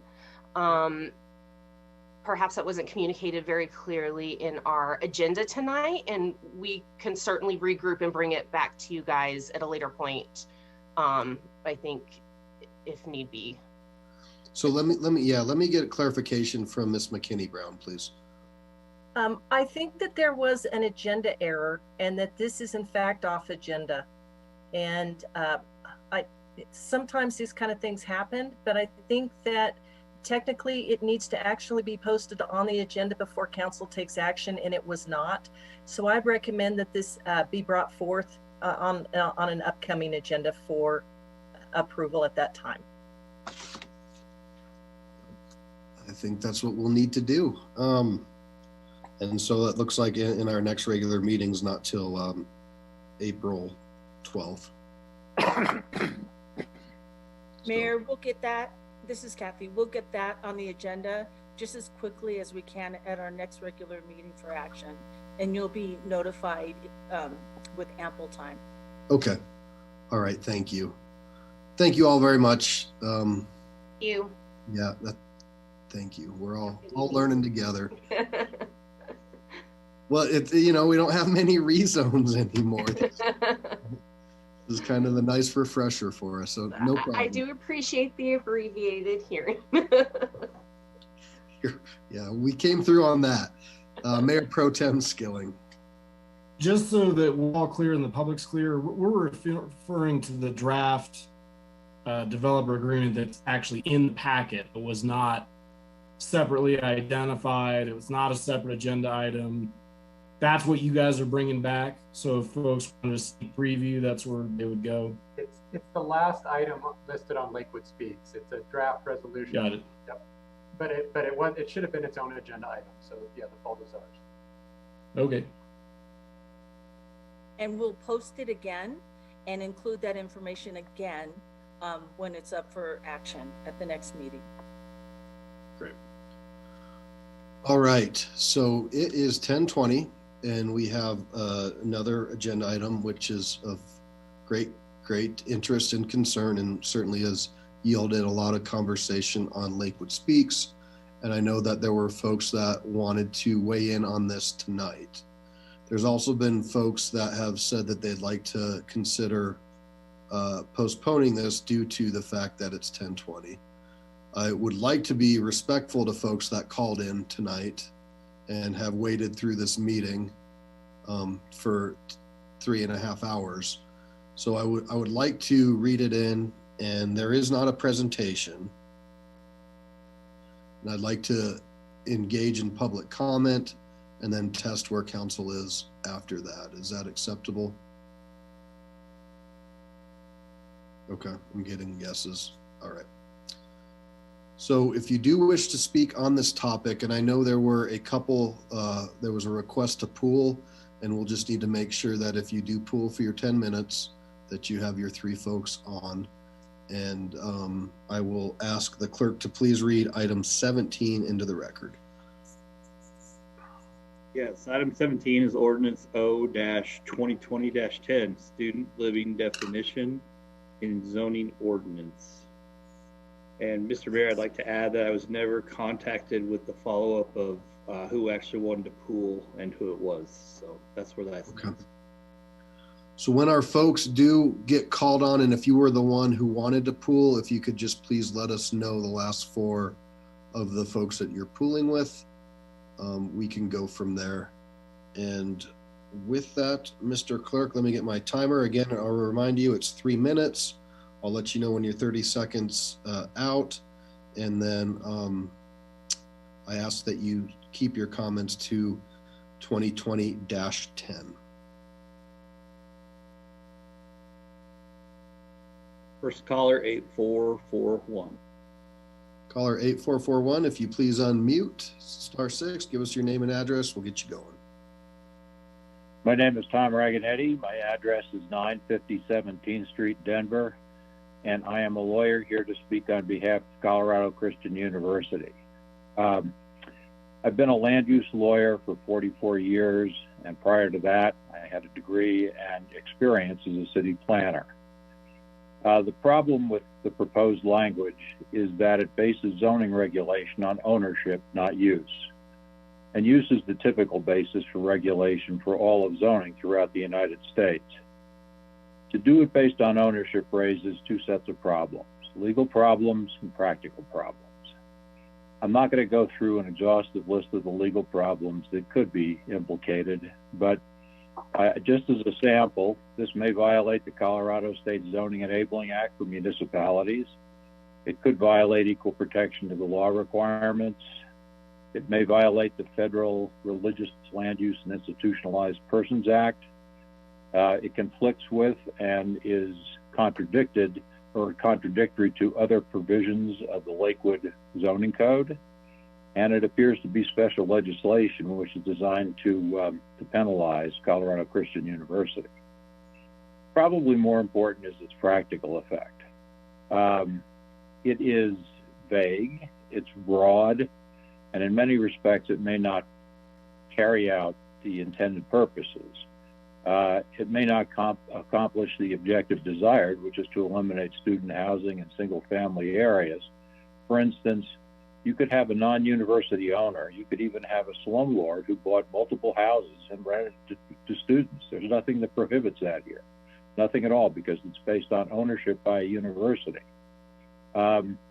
It's also overly broad and may have unintended consequences because of that.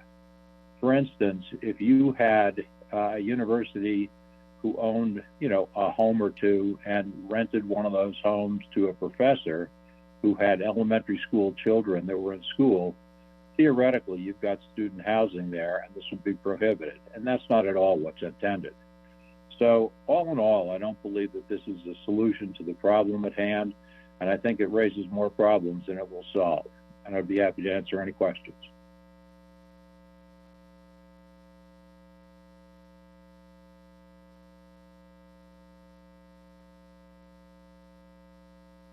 All right, I'm done. Sorry, I was on mute. Thank you. Mr. Clerk, next, please. 1964. Good evening, caller 1964. If you give us your address. This is Lenore Herskovitz, Ward 1, and I could spend the rest of the evening disputing Mr. Raganetti's claims, but I will make my statement. We've been trying to protect the integrity of our neighborhood from further university incursion for almost 2 decades, using every available venue we have to achieve this goal. Unfortunately, there are times when our efforts have been hindered through the perception that neighborhood concerns are focused on ownership rather than use of university property. Prior to this meeting, I've sent emails to all of you citing specific examples of misinformation in the background section of tonight's packet. I want you to know that my statements are not intended to be disrespectful to staff. Rather, they are an expression of my allegiance to actual facts as opposed to educated opinions and interpretations that tend to confuse the issues. The decision you make tonight will have a great impact on our community, and I sincerely hope you'll vote to reinstate the definition of student living units that was removed from the 2012 redraft. Or another possibility is you could modify it to state that a university or college is prohibited from controlling and using any property to provide housing, which is one of their institutional functions in low-density residential zoning. I'd like to thank you all in advance. Thank you. Next, Mr. Rome. 2449. Right, 2449. Good evening. If you give us your name and address, we'll get you going. Hi, my name is Micaiah Puffenbaugh. My residence is 7395 West Kentucky Drive. Good evening. Hi, I would just like to say I am a citizen and resident of Lakewood as well as a student at Colorado Christian University. I would just like to say that I am a supporter of legal and equal property rights for everyone, and I believe that item 17, if passed, would infringe upon that principle by wrongfully discriminating against universities' rights to the property that they own. Secondly, I would like to say that I believe that Colorado Christian University is a great place with an incredible community that always seeks to serve the city of Lakewood. I personally love living in Lakewood and chose CCU as my college partially because it is in the city of Lakewood. However, I would hate to see its city council pass something that would be to the detriment of the school that I love. That's all I have to say. Thank you. Great. Thank you. 5772. Caller 5772. If you unmute, we'll get your time star. Give us your name and address, and we're good.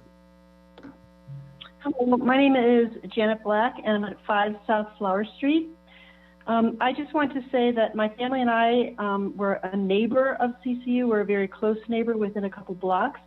My family and I moved to Lakewood in 2013, and I specifically chose Lakewood for many different reasons. I value a community that has a university in the neighborhood with all of the benefits that a university brings.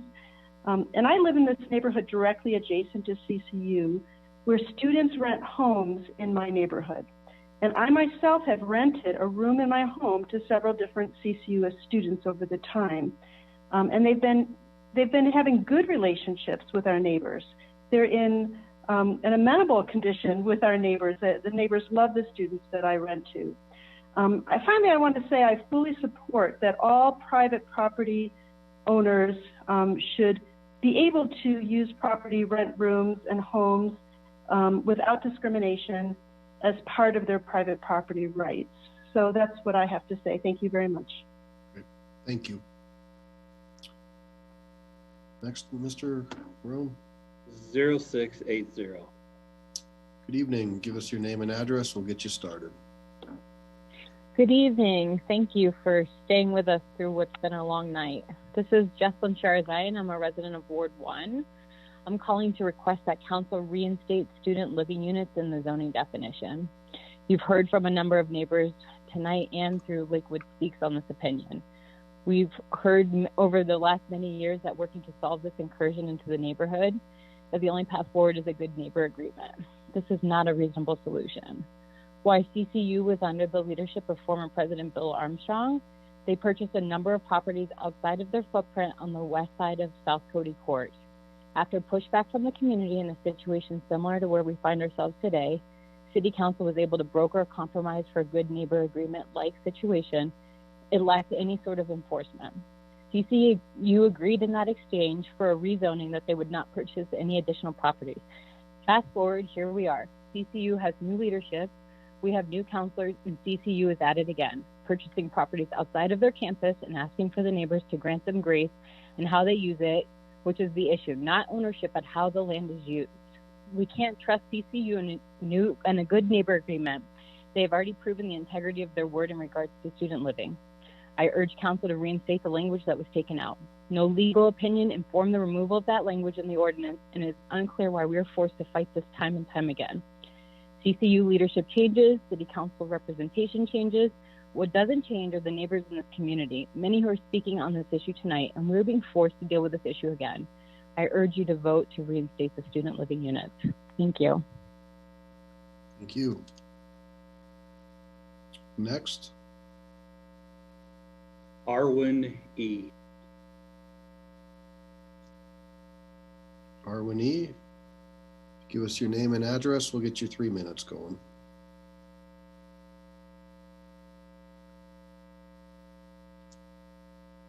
Good evening.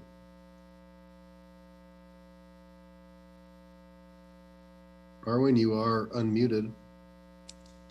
Okay, can you hear me? Yep.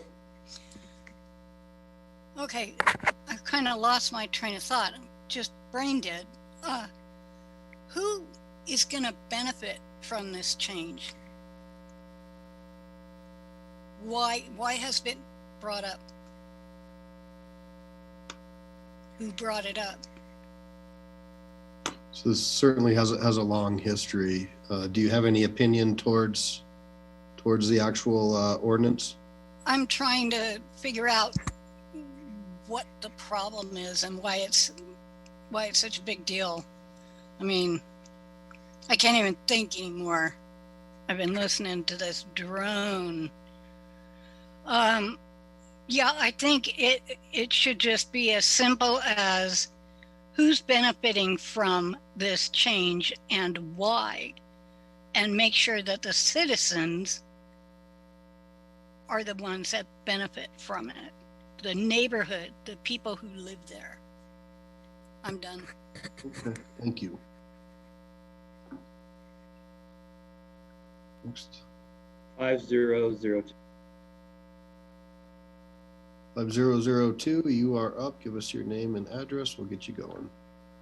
Good evening, everyone. Matt Tewan, 135 Everett Street in Ward 1. Honorable Mayor and council members, good neighbors. The matter of encroachment by CCU into our neighborhoods is one of significant import to my family and to me. The continued practice by CCU of using homes as dormitories is deleterious both to the enjoyment of our neighborhood and as well to the value of our home.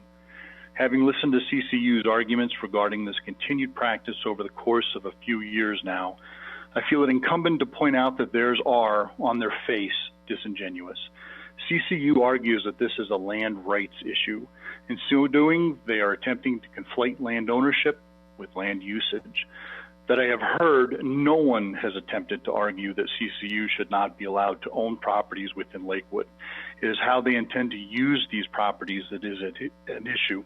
I note that in 2003, the Lakewood City Council recognized this land usage issue, and acting prudently on behalf of the residents of Lakewood, Council adopted an ordinance precluding the use of homes as dormitories. In this ordinance, the precluded usage was explicitly defined by the term student living units. Inexplicably, this defined term was left out of a 2012 redrafting of the city's code, thus allowing CCU to take full advantage of this oversight. Ultimately, this matter is about being a good neighbor. In the last few years, we have seen CCU duplicitously argue that their rights to own land are being infringed. They have as well obfuscated the extent to which they desire to intrude upon our neighborhood. CCU has gone so far as to threaten litigation against our city should they not have their way. Defending such a lawsuit would take away much needed tax revenue from our community, attempting to heal at the last vestiges of an historic pandemic. This isn't being a good neighbor, far from it. The good book declares that thou shalt love thy neighbor as thyself. I simply ask that CCU practice that which they are so fond of preaching. Council has the opportunity this evening to right a wrong by restoring the term student living units into the applicable ordinance. Doing so will ensure that CCU is inhibited from spreading their campus into our neighborhood, thus ensuring the peace, the sanctity, and the value of our homes. Thank you, Mayor, Council members, for your good work and time. Thank you. 1744. 1744, good evening. Give us your name and address. We'll get you going. Yes, my name is Cameron Evans, and my address is 8787 West Alameda Avenue. And I just wanted to call this evening and state that I have lived in Lakewood now for 3 years, and I attend CCU as a student. And I support private property rights for all. And under the proposed wording, I do not feel that CCU, I do not feel that the wording is well placed. I feel that it is too broad. And as such, CCU,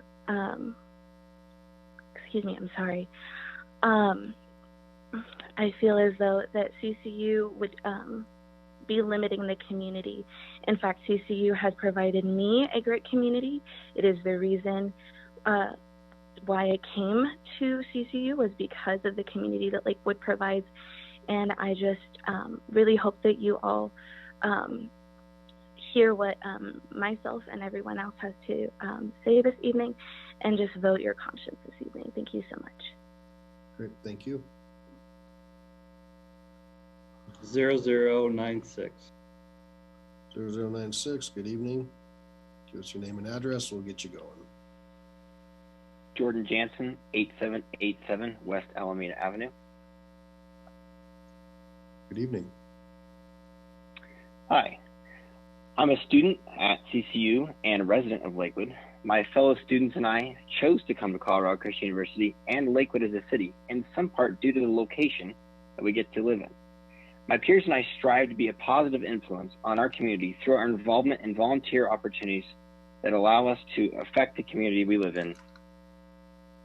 We all get to enjoy what Lakewood has to offer, including our beautiful parks, the Belmar Shopping Center, and soon to be In-N-Out Burger. The growth of Lakewood can be attributed to the flourishing of private property rights. Because of these rights, Lakewood has continued to be a place people want to live in. I stand in support of these same property rights for my university, Colorado Christian University. This discussion is about duplexes, not dorms. These are duplexes that will allow my peers to continue to attend CCU and continue to serve the Lakewood community we all cherish. I ask that each of you support legal private property rights for all. Thank you. 3369.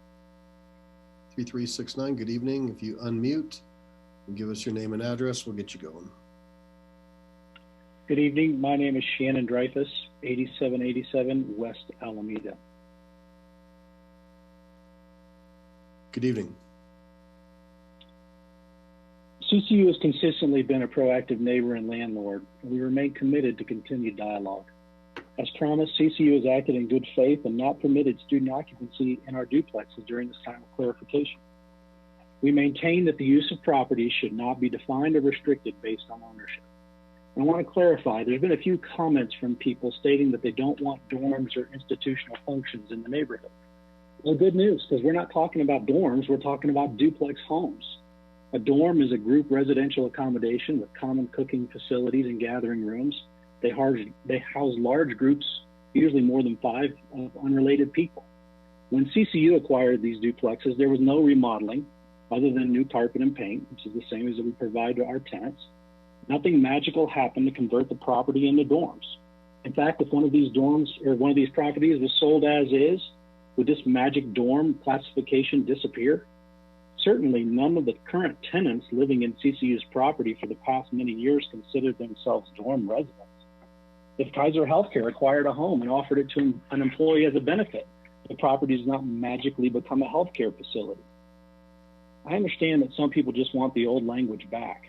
However, this language isn't a solution, but it does accomplish something. It attempts to reinstate a flawed paradigm. There are unintended consequences. College and university students aren't the same. In fact, they ain't what they used to be. What if a current resident of any age wanted to attend an online university or enroll in a local community college? Not allowed under this proposed language. What if a young couple rents a duplex and later one of them wanted to earn a nursing degree? Not allowed. What if a single parent rented a home and their child received a scholarship to attend college as a first-generation student? Again, not allowed. Should a person have to choose between this housing and pursuit of higher education? CCU maintains that this proposed student living unit definition is unconstitutional and in conflict with land use law. Intentional or not, it discriminates against students who, by the way, may not attend CCU. This highlights the short-sighted and narrow reality of the proposal. Some who support this action claim that their statements are misrepresented. However, it's clear that this language is targeting CCU and its students. The university remains ready to pursue alternative definitions that support everyone's rights. Thank you. Thank you. 9850. 9850, give us your name and address. We'll get you started. Oh, hello. Sorry, that was a little fast. Hold on one second.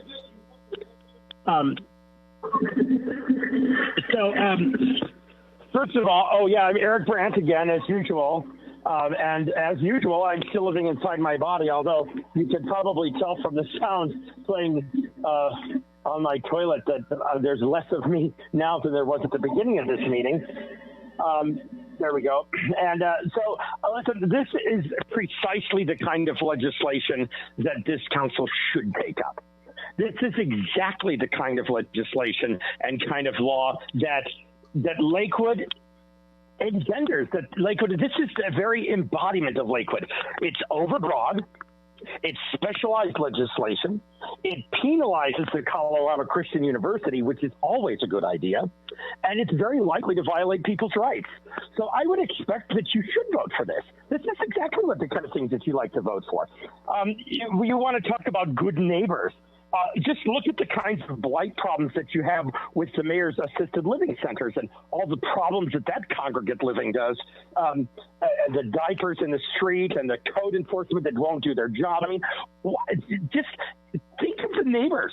Think of being good neighbors with these pesky Christian students living right next door. It's got to be worse than those old people. Old people don't even make noise. Then you've got students. My goodness. The good book tells us that if they want to congregate, that they should do it out in the woods, just like Jesus did. In fact, I suggest that we make little camps right outside the boundaries. Remember that Christians are very tolerant people. They espouse white people as well as Negroes and Asians. And I think it would be better if we took them out into the woods, maybe even in the desert. We can pen them in and concentrate them together right outside of town where they're not a problem for the city. And they want to, if they really love Lakewood, then they'll espouse this. They'll deal with it. They'll get through this.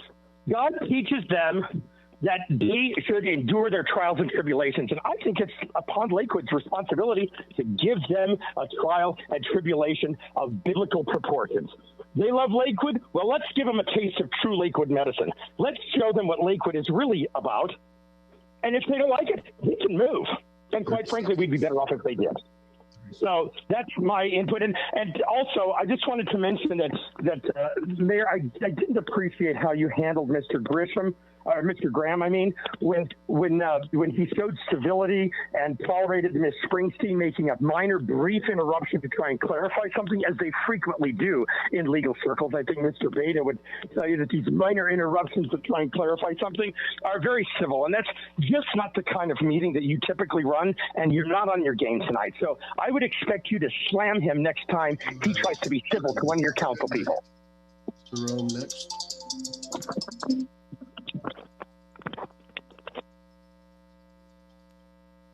Mr. McGraw. Unmute. Hey, thank you for taking my call. Wow, this is a really long night. I think I've learned a lot about this one, at least. We should not really help this cult out at all. They're spreading a lot of shit through this area, so I think fuck their housing, fuck the school. If they want to build housing, they could use the CCU pond. That's a good place. That place is pretty a blight during the winter, at least. But that's all I have. Thanks for your time. Okay, anybody else wish to speak? Yeah, 1671. Okay, 1671. Go ahead. Give us your name and address, please. Good evening. My name is Marcus Pockner. I'm at 130 Rampart Street in Denver, Colorado. I am a neighborhood and land use consultant at CCU. Honorable Mayor and City Council, we all understand the background on this issue, and we certainly appreciate your dedication to this matter. What everyone may not understand is the commitment that CCU has shown and will continue to show in reaching a collaborative solution. We believe what is before you tonight is not a collaborative solution. It frankly harkens back to a discussion from nearly 20 years ago that implemented a zoning solution of questionable legality. Since 2003, local governments have gone through a long overdue awakening. We understanding that zoning is not a suitable tool to prohibit one type of ownership, here a university, or one group of occupants, here students, from living in a residential area. We understand the use of a structure is what should be regulated by zoning. We all agree here, no one wants dorms in a residential zone districts. Rather, we believe a duplex should continue to be regulated as a duplex, no matter the occupants or owners. CCU has been challenged by the Mayor and City Council to find a collaborative solution to this matter. Here's what CCU has done over the last 4 years. CCU initiated the design, construction, and opening of a new residential building for students. We have kept the existing residents in the duplexes. In fact, CCU has honored our pledge to continue to work with the neighbors while existing residents lived in the houses. We created the CCU Forum to provide the framework for neighborhood communication and to seek a resolution on all zoning issues. We also created a formal statement that committed CCU to honor our promises, even though the agreement was not signed by our neighborhood partners. So why have we not reached an agreement? The group of neighbors that are testifying tonight in support of this definition changed informed us that they did not believe that binding mediation, a neighborhood agreement, or any other type of agreement was fitting in this situation. They wanted to pursue a legislative change by suggesting that council reach back to a 2003 definition. Council members, we were making great collaborative process until this zoning solution was unilaterally proposed and the neighbors left the table. We need to be encouraged by you as our leaders to find a balanced solution for all parties. So many things have changed since the first reading on this bill in March of 2020. We all know we can be better neighbors. We can all settle our differences and challenges without making issues political. On behalf of CCU, we would respectfully request that you send us back to the community table to do better. Our commitment to the neighborhood endures. We have implemented serious change in the last few years in pursuit of neighborhood cooperation. Finally, we love our neighborhood too. On behalf of CCU, we pledge to continue to work with every resident to find a collaborative solution. We respectfully request council to vote no this evening and bring us back together to find a workable solution for all. Thank you very much. Thank you. 1094. 1094, good evening. Give us your name and address. We'll get you started.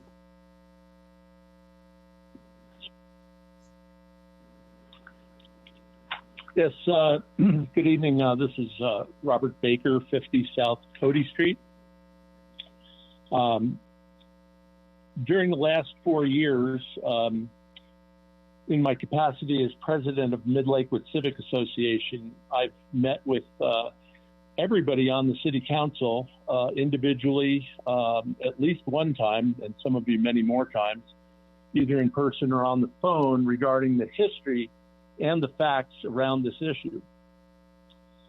We have provided a copy of the actual 2003 ordinance We've provided the staff memos and the Planning Commission memos regarding this, and they've all been provided to you for your review.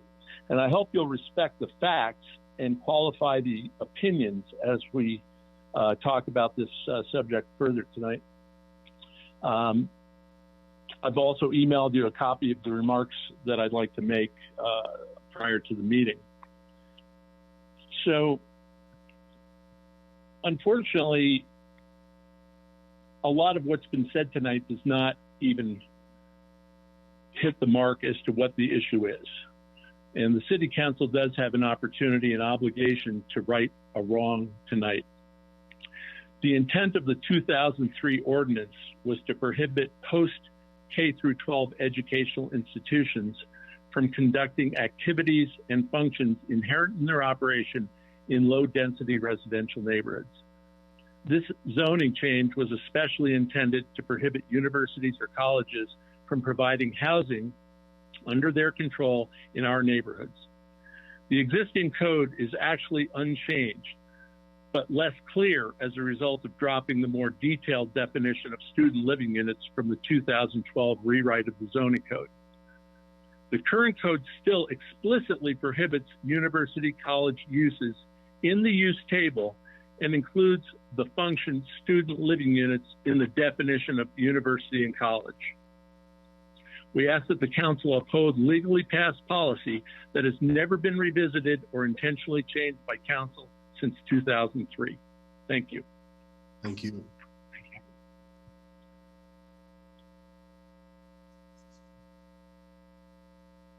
It says call in user 8. Okay, go ahead and give us your name and address and we'll get you started.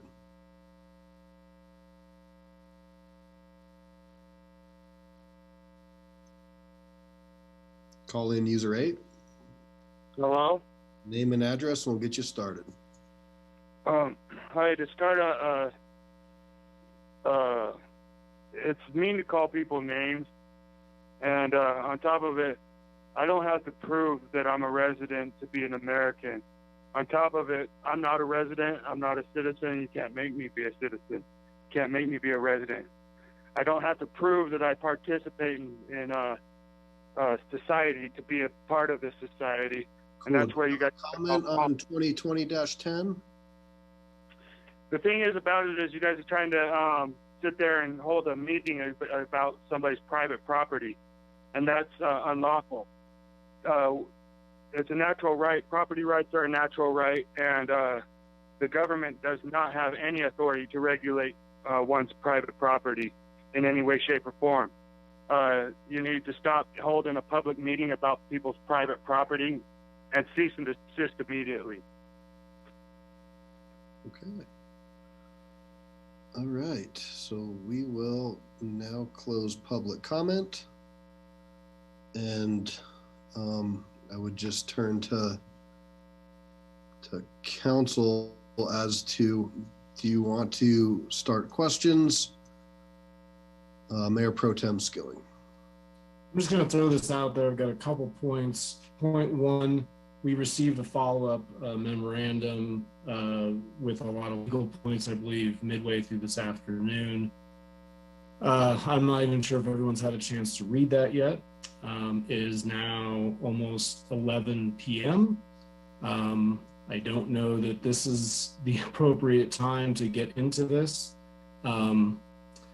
So I would be in favor of at least having a conversation about taking this up when it's not 11 o'clock after tonight. So I'll just throw that out there. Councilor Franks.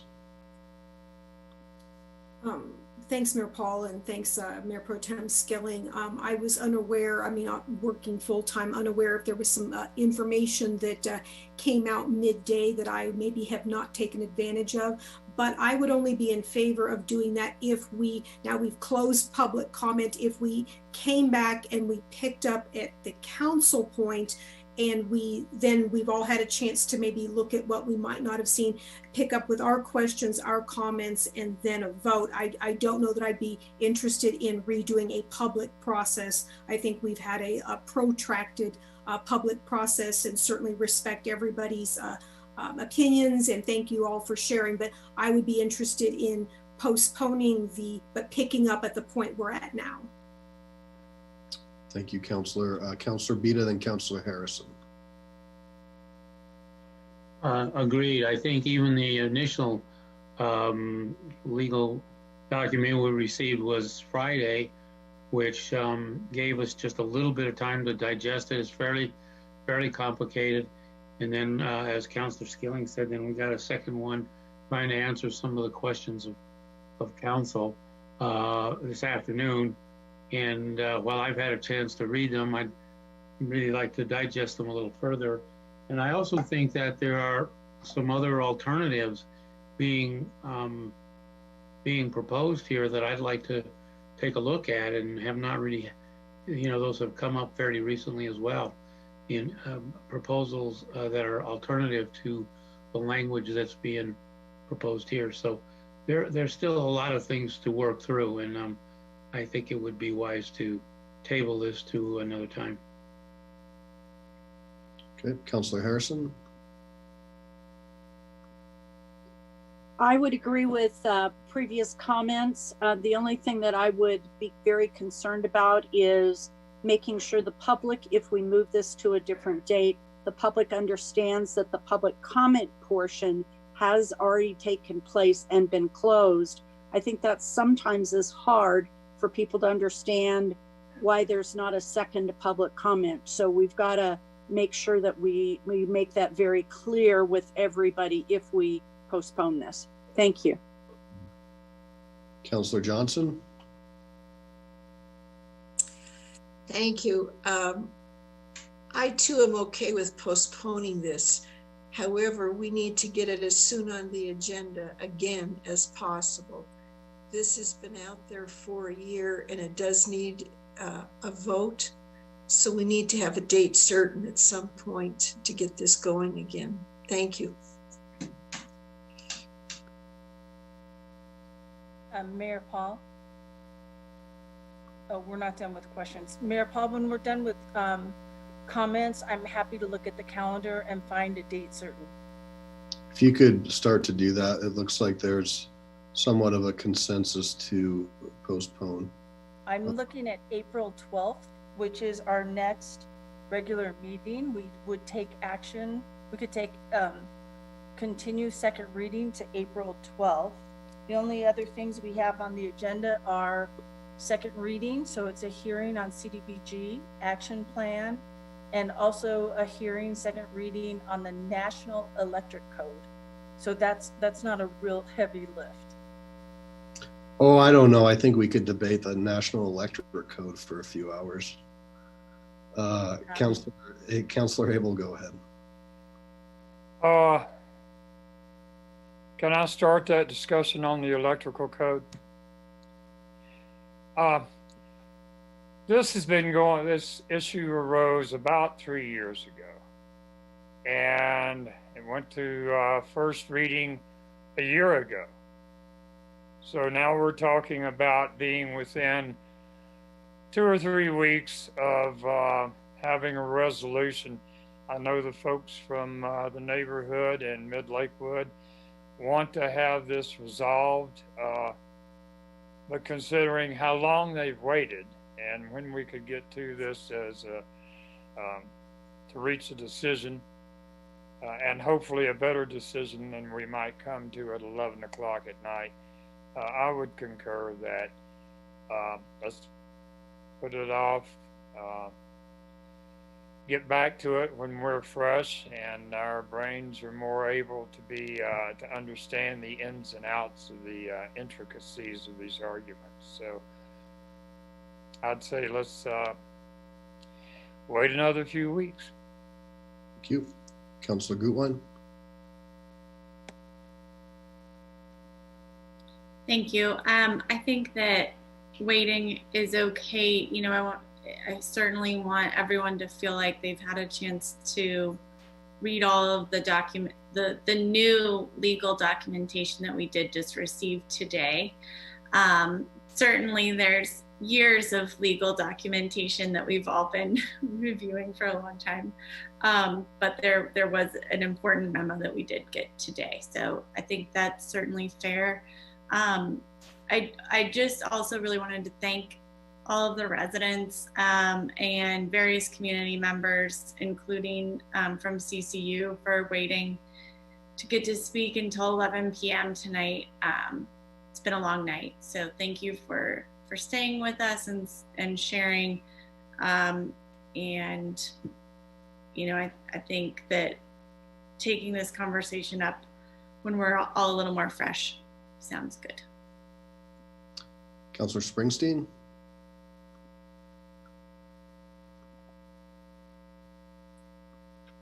Well, you know, as a voice for these people who have not been heard for 3 years, I find it most fascinating that we just got our legal memo on this afternoon.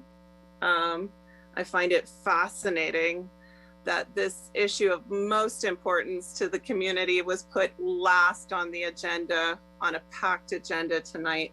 And I also find it most fascinating that we could spend an hour and a half on a bashing session of me trying to relate it to the code of conduct somehow, even though nobody could a couple of weeks ago, instead of spending our precious time you know, addressing the citizens' issues on issues like this. Most fascinating. So Mayor Pro Tem, so I guess a motion would be to extend second reading, and I think it's pretty clear public comments closed, but that doesn't mean that the community can't still weigh in via email and phone calls going forward. But this has had a lot of discussion and a lot of conversation by many. Ms. McKinney-Brown, I saw you pop up. Go ahead. Mayor, the action would be to table this matter for council action. Okay. Thank you for that clarification. Mayor Pro Tem? I move to table this matter for council action. Second. There's a motion and a second, and just for the record, to table 2020-10 for council action until April 12th. That's right, April 12th. Okay. Motion and a second. Any questions regarding that? Please cast your votes.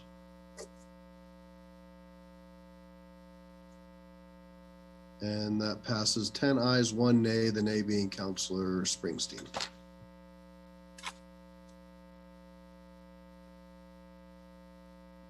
Okay, anything under general business?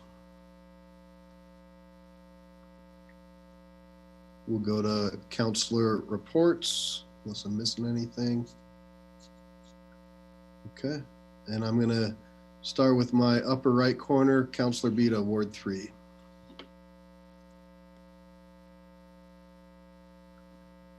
Thank you, Mayor. We will have a Ward 3 monthly town hall meeting this Saturday, starting at 9 a.m. It'll be a virtual meeting. I believe the notices will go out tomorrow, and the will be posted on the city site. So that's again for Saturday morning, 9 o'clock. That's all. Thank you. Mr. Springsteen. I wanted to comment on some of the comments we heard tonight. It's extremely concerning that we've had allegations of the Lakewood George Floyd incident, complete with chokeholds, knee to the neck, and brutality, requiring a reported strangulation test, stops at 2 hospitals, and lingering serious injuries. Yes, right here in Lakewood, a wake-up call for sure.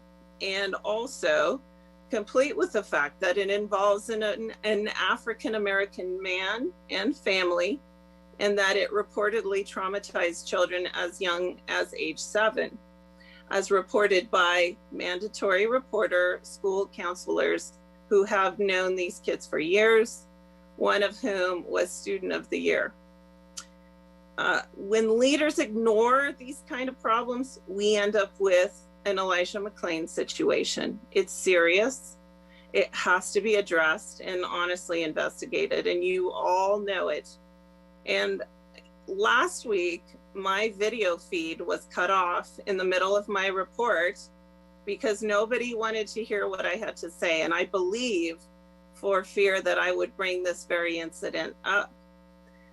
Beyond the First Amendment issues here, I would mention how this silences my constituents, because week after week, new methods are used to silence me and therefore silence my constituents. And I would point out that people are noticing the constitutional violations and bullying, and that is not a responsible way to deal with a voice that brings out the truth. So I am glad that Mr. Allen is still alive and still able to raise his vulnerable and damaged daughters. And I am so very sorry that nobody on this council would discuss how to prevent such events from being possible by looking at our policy training and leadership, although I have been pleading for your help for a year and will continue to do so. Councilors LeBeer and Vincent. I have nothing. Me too. Thanks. Councilors Abel and Johnson.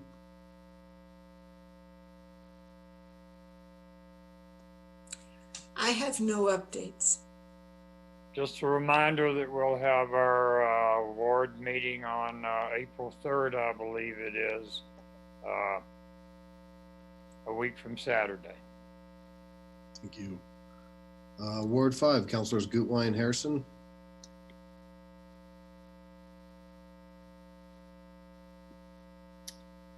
Thank you, Mayor. I do want to voice that I am concerned about the story that we heard through public comment today. So I'm eager to see what the results of the investigation are. I don't at this time have any input on how we should proceed, but I am concerned.